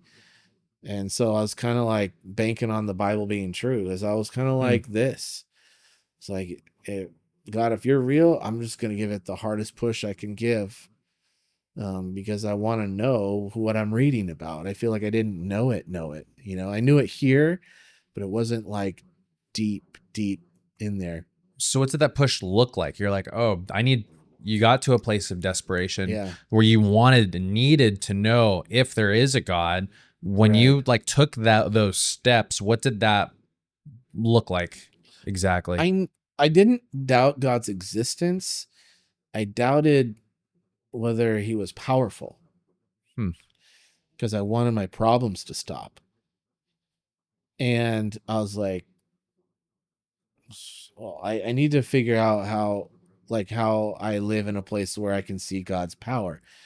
And so in my head, I always knew that the Holy Spirit was someone that, you know, the person of God that lives in us and we had access to. And, you know, people move by the power of the Holy Spirit. I'm like, okay, like, what does that mean? Is the Holy Spirit like the Force, like Star Wars, or is Right. it like a wind, or is it like a superpower? Like what? You know, like I knew that it was God's Spirit, Yeah. but what does that actually look like in my life? So I asked some people I knew if they could just pray that I would receive it, because I didn't think I didn't have it, but I didn't feel like I knew it. So they just prayed over me, and it wasn't like a charismatic church. It was just kind of like people that prayed that, you know, I'd be filled with the Spirit. Right. And it wasn't forced or anything like yelling or anything like that. They just prayed over me. I didn't feel like anything significant happened, so I just kind of went about my day. And then at night, I was like, God, I don't want to miss your Spirit. And so I don't know why I was sleeping on the floor that night, but I was sleeping on the floor. I just put my hand on my head and I was like, God, I want your Spirit. I want to see the things that you want me to do. And I felt myself like sink into the floor. It was really weird. It was a really weird sensation. I didn't know if anything significant happened, but a week later I was in church, and this is the first time I heard like God's audible voice. I was in church, I don't know what they were talking about, and then I hear this voice while I was in church say, "Go to New York." And it was like kind of freaked me out. It was like I was kind of like scared, but it was more of like I felt urgent. Like when I heard that, I felt like I need to get on a plane right now and go to New York, and I don't know why. And it was so urgent. It was spoken again. I look over to my friend. It's So you like, spoken again. So it was the second time. it was twice. Go to New York. And I look at my friend. I was like, "Do you hear that?" It's like, "What are you talking about?" It's just a guy talking up front. And I'm like, and I got like freaked. I was like, I need to leave church now and go to New York. Like that's how it felt. It was an attention getter, and it's never happened since. But I definitely hear from the Lord in like the still small voice and all the different ways he communicates. But this audible one was like a assignment, because it was after 9/11 and the towers had fallen and there's all this rubble. And I knew I was supposed to go there. I didn't know why. What month is it? How much longer after It was 9/11 okay. actually So happened? was it September 11th? It was November. Okay. So it was still burning. So there's still people doing volunteer work. Right. And so I found this group that was going, And a week from when I heard that, I was on a plane and I was in New York, and I helped the firefighters and that kind of thing. Wow. And that is where I knew I was in New York. I was on the street, and we had a sign and we held up. It said "Need prayer," and we prayed for the people of New York when they were like devastated by this tragedy. Because I don't know if a lot of people realize this, but after 9/11, the city of New York's known for hustle and bustle and craziness. Is there was a soberness and humility where people wanted to know about God, and they'd come up asking. And it wasn't like this, well, why did God do this? It was like, God is real. I want to know who he is and get right with him. Wow. And there were people that would come up to us and we pray over them in the street. I think it was the Billy Graham Prayer Center. And anyway, after that, I was like, at that moment in my life, I didn't feel like I had anything to give, but I knew I had Jesus. And I saw that if you give Jesus, even though it doesn't seem like you have a lot, that's the most valuable thing you can give to someone. And I was like, I am going to do this the rest of my life, because I found so much meaning and purpose by just abandoning what I knew. And I did that all by myself. I was 18. I just went. And it changed my life completely to where I was like, yeah, missions. Doesn't matter where, I'll go and serve wherever you want, God. I was like, I know I want to do what you want me to do, not what I want to do. And so that was the true shift of where I didn't live my life for myself. I actually felt like I kind of had to die to my own feelings and wants and just be submitted to that. And that was the main call. And that was the most significant time in my life for sure. Is that probably the reason why you wanted to be a missionary ever since then? Like the big why you do what you do? Because Yeah. I mean, it feels like it because you experienced God in a real way. You took a step of faith. Yeah. You were obedient to God's call. Right. And now I just feel like I know you hear from God and I know you have confirmation. I know that comes from confirmation from people, confirmation from his word, Yeah. the peace that you get after you know you're close with God and you make a decision and that decision just feels right, Mhm. Is there anything else, any other reason why? But it sounds like your life is. Mhm. I feel like after I've had a few of these interviews, there's always kind of like a word that's kind of associated with each one, Mhm. and I feel like our word for this episode is intentional. Mhm. I feel like everything is just kind of intentional with you. Mhm. Like when you want to be a missionary, it's all about just understanding that you have an assignment. You got to hear that assignment and then you got to complete it. You have to be intentional about Yeah. it. Same thing that you're mentioning about your wife. Like you didn't give me any kind of, earth shattering tips on how you can Right. build your marriage. You just said like, fight for your marriage. Yeah. And when you say fight, in my mind, it's just like you have to be intentional about Yeah.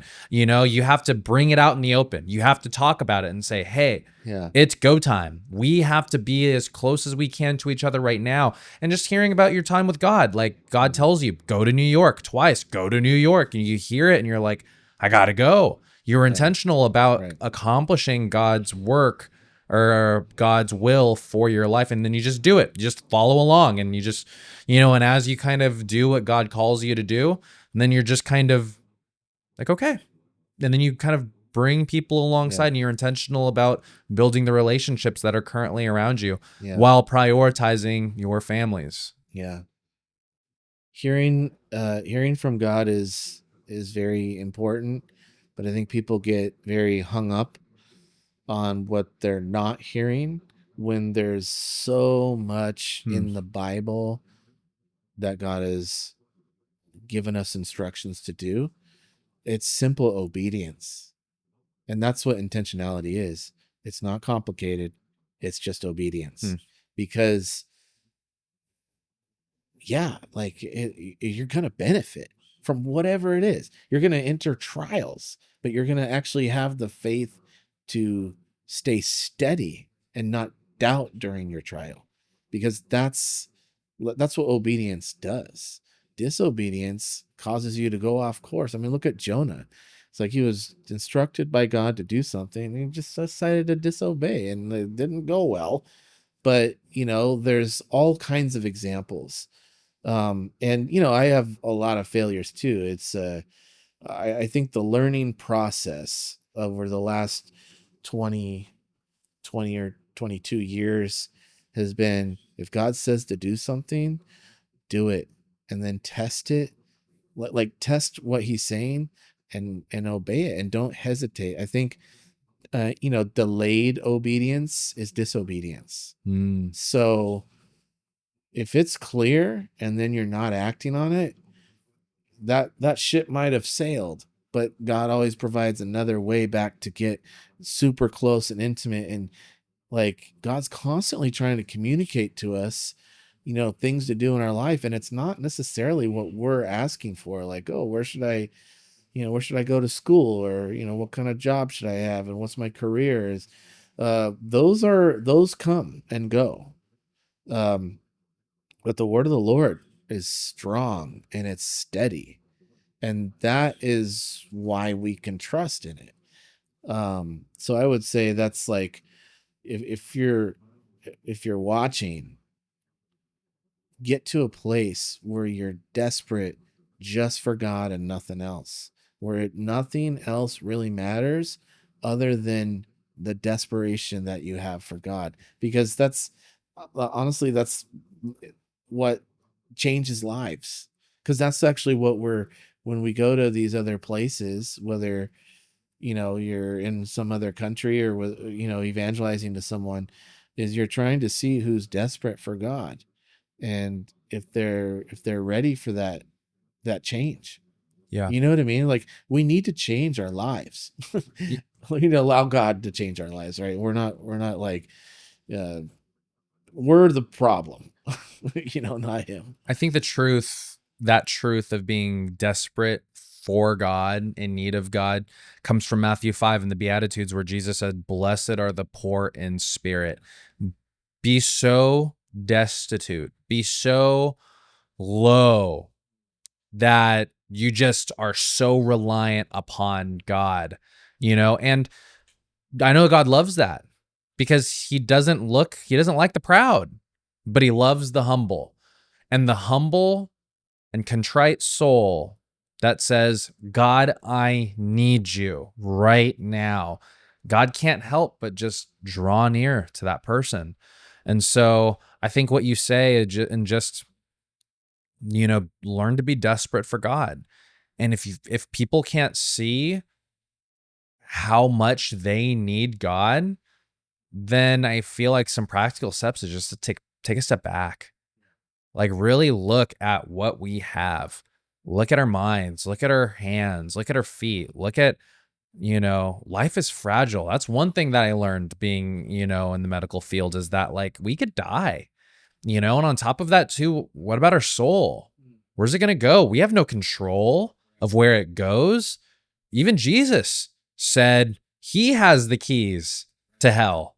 God is not just the God of heaven, and they confuse God as like, oh, heaven belongs to him and hell belongs to the devil. No, God owns both, and it is only through Jesus, and it's only through faith in him, that God brings us into heaven. I mean, so to a degree, I guess we do have control, but the reality is that God saves us and we had no part in it. We accept it, he saves us, and now we're just gonna hang out with God. Yeah. Just hearing you, it kind of makes me think, like, you regularly go on mission teams, you have your wife, you have your kids, you're listening to God. How do you stay strong in the midst of chaos? Like, I can't imagine. Like, I'm not married right now. I don't have kids, even technically right now. I guess my life used to be chaotic back when I was a teacher, when I had, like, a little over 100 students. But for you are always being watched. You're always being seen. I feel like my life has become a lot more private lately, just because I'm on my coffee shops and I'm typing out scripts for Impact and stuff. But I'm just kind of curious, how do you stay close to God when your life is so demanding? Well, everybody's life is demanding. It's just a matter of how we answer it. I think there's responsibilities that accumulate, right? Like marriage, kids, different jobs, that kind of thing. But, whether we're lazy or not, life demands things from us. And I think as far as like, you could have like different philosophies and takes on how to approach life. I think for me, like, it's a matter of having security of I know what God thinks and I'm concerned with what he thinks. I'm not so concerned with what other people think. We're supposed to love people and care for them, be attentive to their feelings, but what they think about your life, they're not God. And I think there's some security there. As far as like how to get through trials and stuff, I think I mentioned it early, like with the conversation with my wife, but having check-ins, like, hey, like, how are you doing? And I say that to my wife. I'll say it to my kids, like, how you guys doing with the move to Japan? Or like, I also ask, um, like, am, like, does it seem like I'm too busy? I'm asking the questions if I'm measuring up to them. If you want to know if my life is balanced, don't ask me. Ask my wife. You know what I mean? Interesting. You have to gauge it by that. Because I can sit here and say, oh yeah, my life is balanced, whatever. Like, actually, the reality is whatever my wife and kids say. Because they're the people that call that shot, not me. I don't call that shot. If my wife and kids say I'm too busy, which I'm not really a busy person, I'm a pretty relaxed kind of person. I'm very social, but at the end of the day, my kids and my wife need to know that they're number one. The only way that I can really know that is to ask them because they get to call that shot. Like, I had a conversation recently with my wife, like, hey, it's been a while since we've been on a date. Like, let's go on a date. Like, yeah, I've been missing that too. Like, I don't know if how many people can relate to this, but you can live with someone and miss them. And that's something that is a reality is even though you're around them, you can still not feel connected.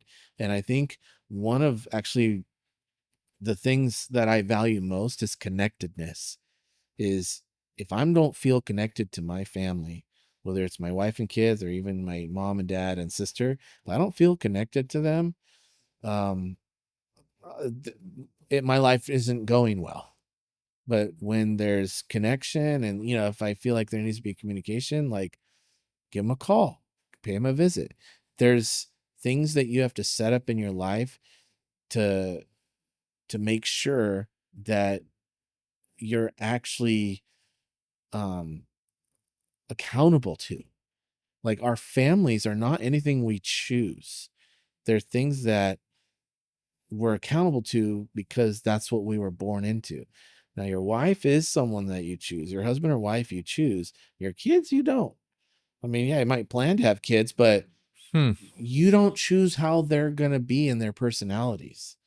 And the truth about getting married is you think you know someone, but then you marry them, and then you really know them. But it's a good thing when it's good, and it's like, you know, I need to be accountable to them and their thoughts and their feelings and how they are, and vice versa.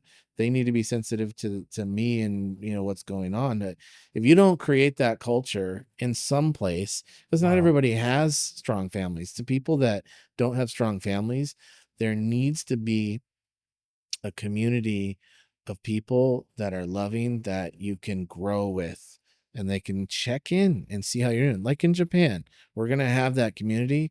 And if we don't create those check-ins, like, hey, like, am I being a good leader? Because you're the ones that's going to tell me if I am. Yeah. I don't decide I'm just a good leader because, whatever, Yeah. it's something that you have to um, be accountable to. And I think that's kind of like the thing that helps me grow as a Christian is actually like checking in and asking the question, like, where am I? How am I doing? I say the same thing with God. Is David? He said, "Search me, tell me if there's anything wicked going on," and that's not something that a lot of people want to do because like it's vulnerability, and it's addressing that you have flaws and that you're not perfect. But as you check in, people will see you're intentional with, yeah, I want to be a better person. Something my wife said to me that I never realized. She said, Johnny, like, not a lot of people are trying to get better. They're just trying to get by. Like, we're supposed to strive to grow.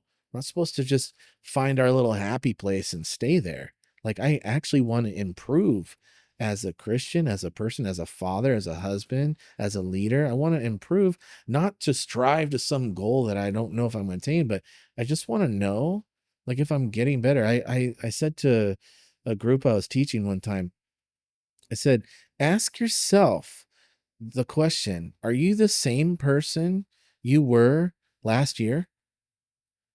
Or have you improved or regressed? Because life isn't about hitting some plateau.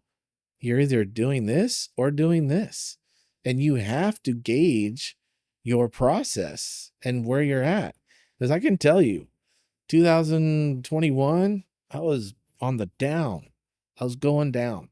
I Mm. know that because I have to check in and see where the heck I'm at and how I am as a person.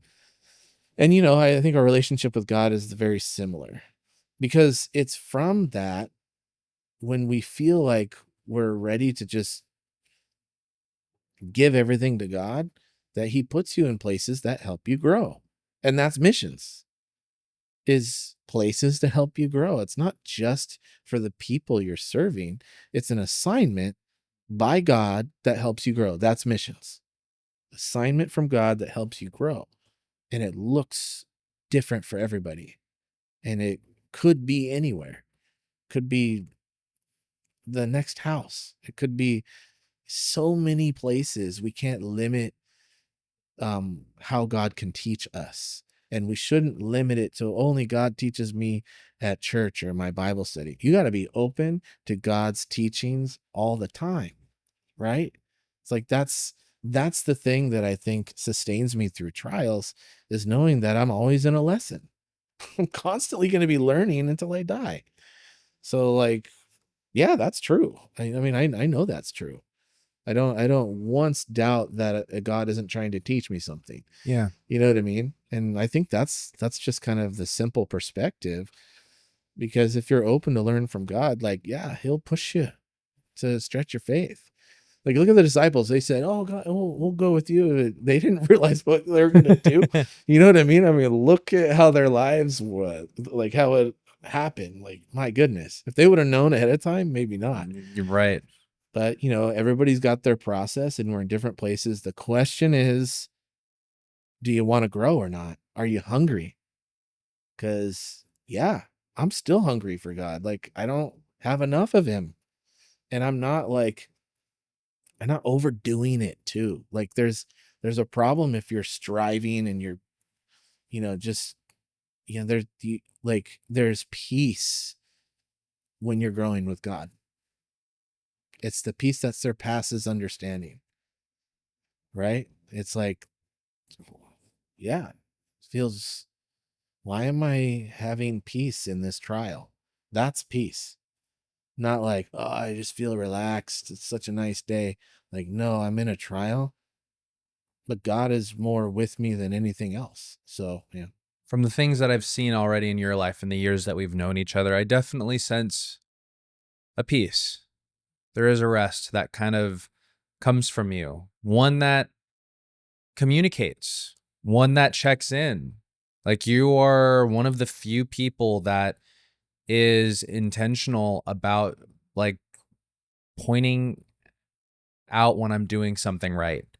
It's really relieving because, especially when it comes to YouTube, there's so many things that I need to do, so many hats I need to wear, and assignments I need to complete. And I'm already just learning so much from you. Like, okay, like I should check in, with my girlfriend and be like, how am I doing? Am I balanced? And I can't even think of an answer. It's no, and we'll have that conversation Yeah, buckle later. up for the answers. I know, right? But how did you, because I see that now, I see the peace that you have, and just looking back at your life and reflecting on our conversations and our times in Japan together and all the times that we went to Bible study together and us leading alongside each other. What would you say are the big pivotal things that have made your faith the way it is right now? There's a lot to say about not limiting God. I think we sometimes put limits on God. Now, what I mean by that is a lot of times we're expecting God to show up a certain way, but allowing God to surprise you. And that's not an easy thing to teach. It's just something that happens. And I think that's the thing that's made me feel close to God, is when I feel like he surprises me with something. And it could be anything. It could be an experience. I watch someone, you know, what was the most recent thing where I was just like, oh yeah. I was our car broke down in like 110 heat, like out in, off the 5 freeway, and it was Sunday afternoon, and the car literally breaks down, and then like we get it over to the side of the road, and we're kind of like, man, what are we gonna do? It's Sunday. There's no place open. They're all closed, and we're not near home. We're just kind of like starting to get worried about what to do, and we called the car guy, and was trying to figure it out. And so we get it on the side of the road, and then we see a literal sign. It was a stop sign, but it was the back side. And on the back side of the stop sign, there was this piece of wood nailed, and it says, "Fear not." Now, that the word "fear not" is so many times in the Bible, God says, "Fear not." And when you see that, when you're having worries and you're having fears on how you're going to get your kids fed and out of 110 heat, and where are you going to be able to have a tow truck or not? Is the car going to get fixed? Are we without a car? And then boom, you see a literal sign that says "Fear not." I'm like, thanks God, I needed that, because that was a sign from God. Not only was it an actual sign, is that's actually God's word. Yeah. Fear not. Whether it's coincidence or not, I know it's not coincidence, but a lot of people have doubts. I would ask you this question: why does God say fear not so much? And why did I need to know it at that moment? It's not just a coincidence that I saw it. This is something that was revealed and very special. Now, the reason I say all this is that experience of seeing that sign in the extreme situations where everybody's tired and hungry and hot and there's no AC. When my kids saw the sign, when I saw it and my wife did, we knew it was a miracle, and we experienced that miracle together. And those are the things where God surprises you. And that sets you up for the next thing. When you're in another trial, because God typically surprises us in trials. And one thing that I've learned in missions, the greatest lesson I've ever learned in missions, the greatest one, is the miracles always outweigh the trials. The miracles that I've seen and witnessed, every trial that I'm in, the miracle outweighs it. It wouldn't be a miracle if there wasn't a trial. The storm was there, and Peter Wow. walked on the water. Overcame the storm. Like, how did that work? I don't know. But That's what a miracle is. It's God's power over a trial. And we took the sign off and we kept it. Yeah. So now we have a literal sign from God in our house, and that was last month. You know what I mean? And it's like, those are the things where I need to always go back and remember those moments, because if I forget those moments that God does those things, I'm going to become just like the children of Israel, who literally saw the Red Sea part and the manna and the fire and all the stuff they saw. If we forget those things, we start losing our closeness with God. We can't forget how much God has actually brought us out and what he's going to do for us in the current trial we may be in, because that's the God we serve. We have trials and he helps us in those trials. Like, how is it that there's Christians out there, they're getting killed for their faith, that are able to worship God as they're getting ready to be killed? Like, I know these stories and people that I've known and out throughout missions where they're martyrs for Christ and they worship God till their dying day. Because you know what? The hope we have is greater than the life we live. The life we have on earth, our hope surpasses it. It's eternal. It's eternal life. You know, that word is so just, oh, eternal life. No, think about that for a second. That's the reward we have because of the pain and the suffering and all that stuff. Like, we put our trust in someone that overcame death, and then we have this eternal reward. That's the miracle that outweighed the trial of sin. Yeah. And it's literally everywhere. And I would say it's not just the miracles, it's the surprises. It's God surprising you. Sometimes you'll be reading the Bible and then a verse like is exactly what you need to hear, and you're like, whoa, like it surprises you. Like, that's God moving. And those are the things that I would say that I lean into. And I want to have those experiences with as many people and let people know that it's real, it's accessible. Because, you know, I've told people, you know, what's the reason? Like, why do you believe in God? I've had people ask me that. I was like, answered prayer. I was like, it doesn't mean it's an answer that I decided. It's God hearing my cry and then surprising me with something. And it's not always what I expect, but it's better than what I expected. But it doesn't come without its pain. Right. You know what I mean? Like, the best miracles have pain. So those are I would say that's the main thing I like recently has been kind of driving me closer, is that. But again, I'll say it, like, that's what serving overseas taught me.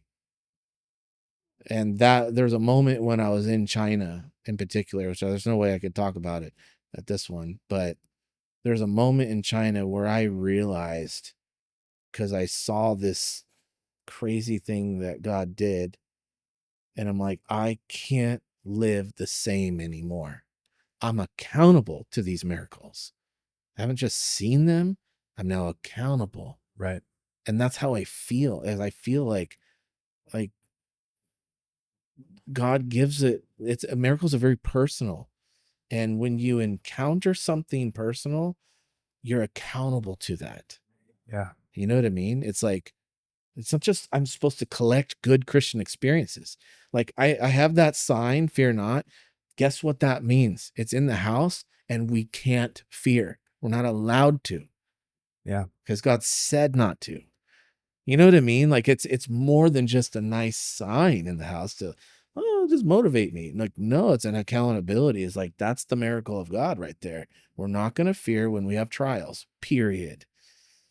It took a while to get to that point, but I saw how that impacted my kids, you know? So the thing then, going back to the question that helped make your faith is just owning, not just, but part of it is owning the truth of God's word at that moment and understanding that in the midst of the trial, God is in it and God is going to answer it, and that the miracle always outweighs the trial. And there can be no miracle. It cannot be a miracle unless there is a trial. And then once you learn those truths from the miracles you've seen after hearing God, obeying his call, experiencing the trial as you try to obey that call, seeing God do miracles, then just living in obedience and with the conviction that these were given to you for a reason, and then that just fuels you for the next step. And it's just a cycle of that: hearing from God, obeying God, leading to a trial, God coming through, rinse and repeat. Yeah, that's well said. I think that's a good summary of a cycle. And in the midst of that trial and that cycle is you failing too. It's not just you being perfect, is we're made perfect by God, and we always strive to be better. That's the other thing, is we can't lose that desire to improve and grow, Yeah. because we're gonna fall back, and let's keep improving. Like, get up, like in boot camp, like not everybody makes the first run. They got to try it again, and then they try it again, and then boom, they're trained. Yeah. Like, if you want to grow in God, you gotta put some muscle on. You know what I mean? It's Yeah. like, it's gonna be hard to follow God. You know what I mean? So you're talking about miracles really fast. I am curious.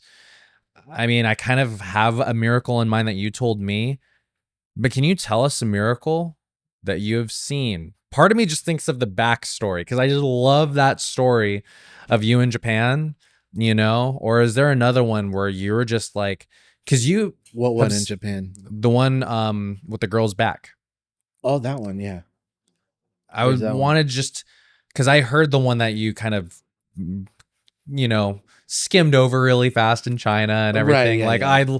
I maybe we can do another podcast, another episode where we talk about that. But can you Yeah. share, like, I'd love to hear that Japan story again, just because Sure. I just feel like being accountable to miracles, like God is Mm, real, and right. answered prayer. I think that is the perfect answer to how do you know God is real? Answered Yeah. prayer. Because Good I've prayer. seen it. I've seen God move, and like, you don't have an explanation for this, Right.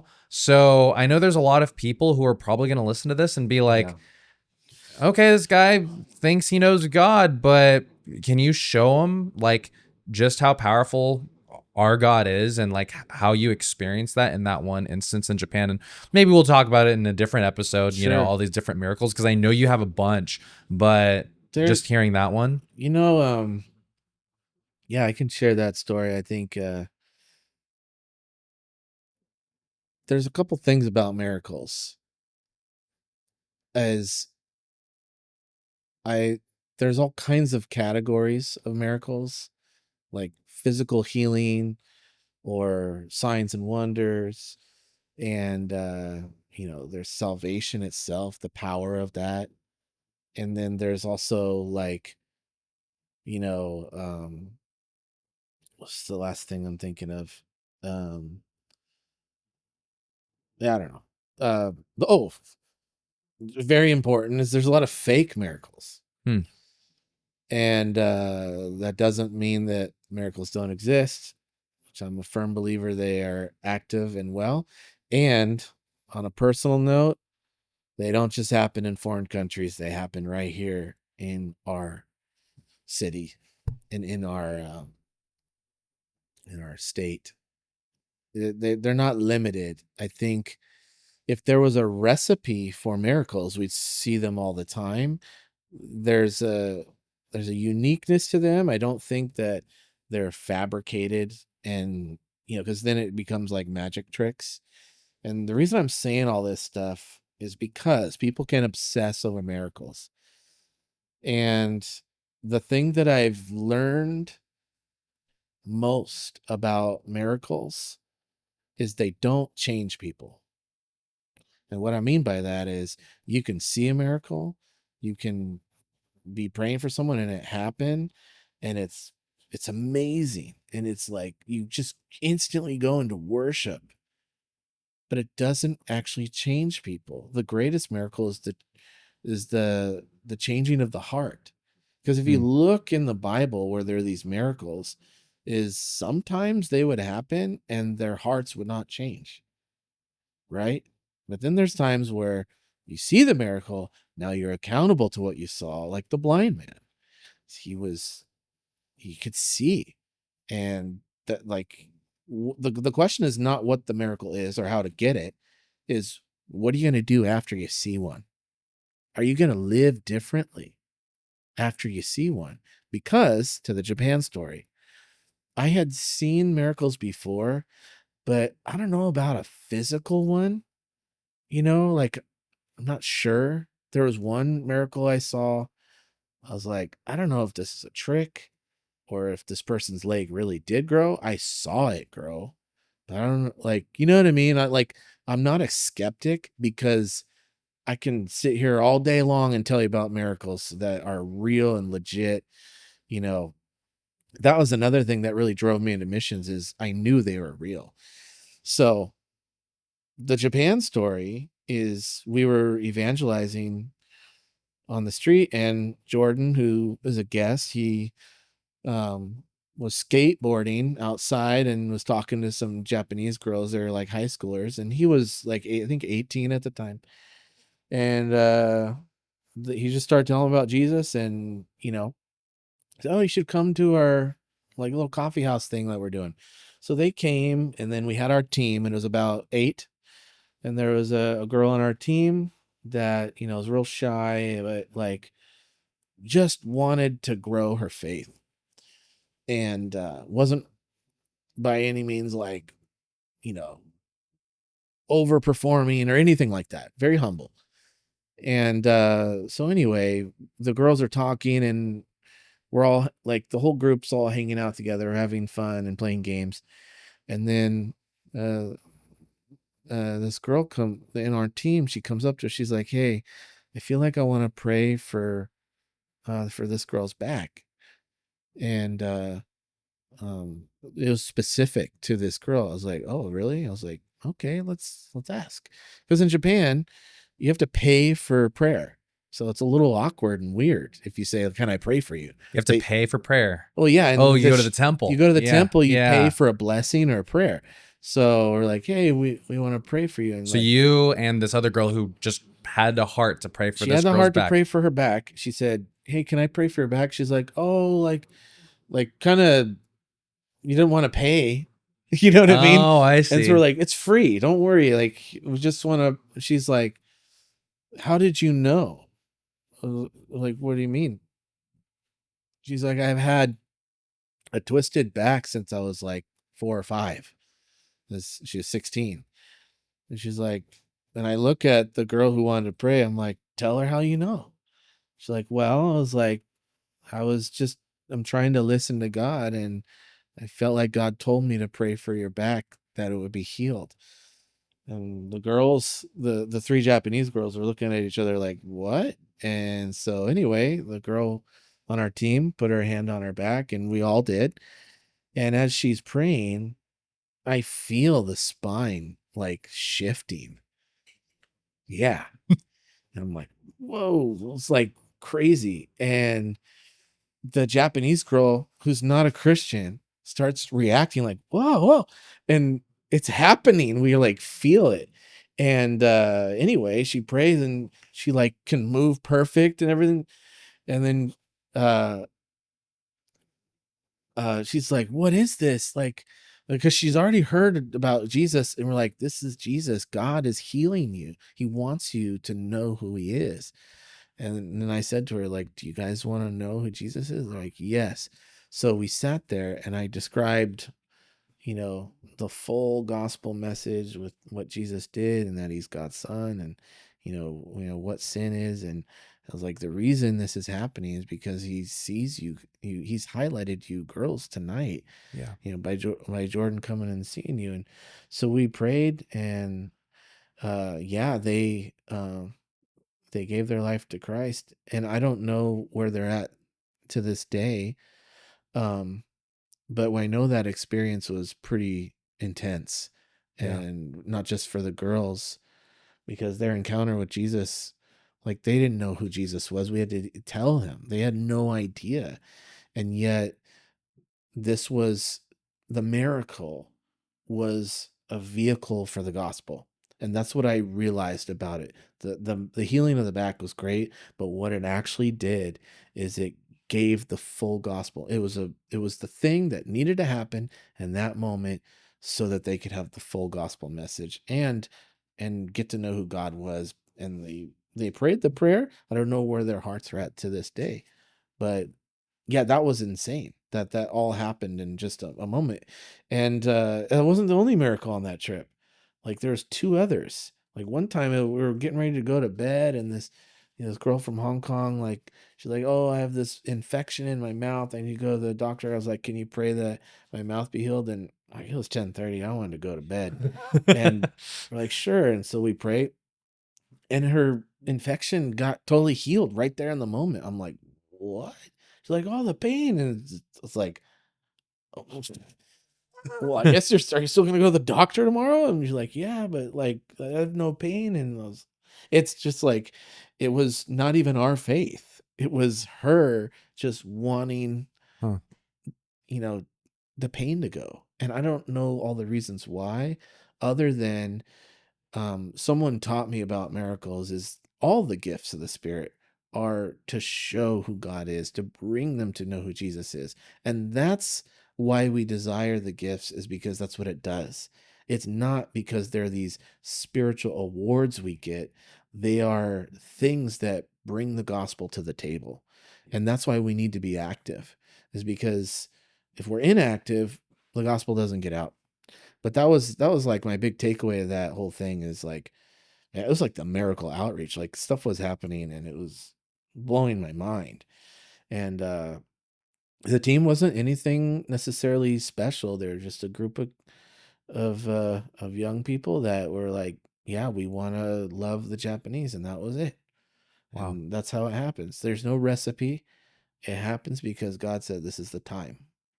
And our faith there plays a factor, but it's not like, oh, now I have the faith and it will happen. I don't think that's how it works. And I know that, a lot of people would view it differently because there's so many different factors, and I like, it's quite a large subject, but I do think that it's always to display who God is. Even the trial itself displays who God is, right? Yeah. Yeah. Well, that's exciting. And honestly, I'm really excited to go to Japan. I'm heading there later on this month. I think actually by the time this video releases, I actually think I'll be in Japan. Oh, nice. Yeah. You'll see So Jordan. it's exciting to be involved, and I'm really excited to see what God's going to do. Yeah. And I'm excited to have some of these stories that you didn't get to share, because Sure. it just means that we have another episode. Sure, yeah. But to kind of wrap up, I just want to say thank you. Mhm. Thank you for sharing your experience. Yeah, I know thanks for that having me. you have faithfully followed and served God, and I know that just after our conversation, I know that I need to be a little bit more intentional with the things that I have to do, and sometimes that's all it takes, and little steps. Yeah. You fall, slip a little, keep on going. Yeah. You learn from there. So, yeah, thank you very much. And before we close, can I pray for you? Yeah, absolutely. Dear God, I thank you so much just for my friend Johnny, and I thank you for the encouragement and the strength that he's been in my life and to our team and to his family, to his wife, to his kids. I thank you, God, for putting him on the Japan front. God, I thank you for his heart to serve you, to love you, to hear from you, and to obey you. And I pray that you would strengthen his hands now as he gets ready to go to Japan, as he prepares his family to all move there. Pray that you would speak to him powerfully. And God, whether it's miracles, God, the miracle that I pray for when we go to Japan is that souls are saved, that people would know you and respond to you. And I pray that you would keep our team together, keep us united, and help us, God, to have you be the reason why we do things. God, so that you can be known, God, so that they can have hope, so that they can have life. So God, for everyone who's listening right now, I just pray that you would show them how we can be intentional about hearing from you so that we can serve you, Lord, that your will be done here. So we praise you. Help us, God, to follow you. And I pray that you would bless Johnny as he continues to serve you in missions. In your name we pray, Jesus. Amen. Thank you, Johnny.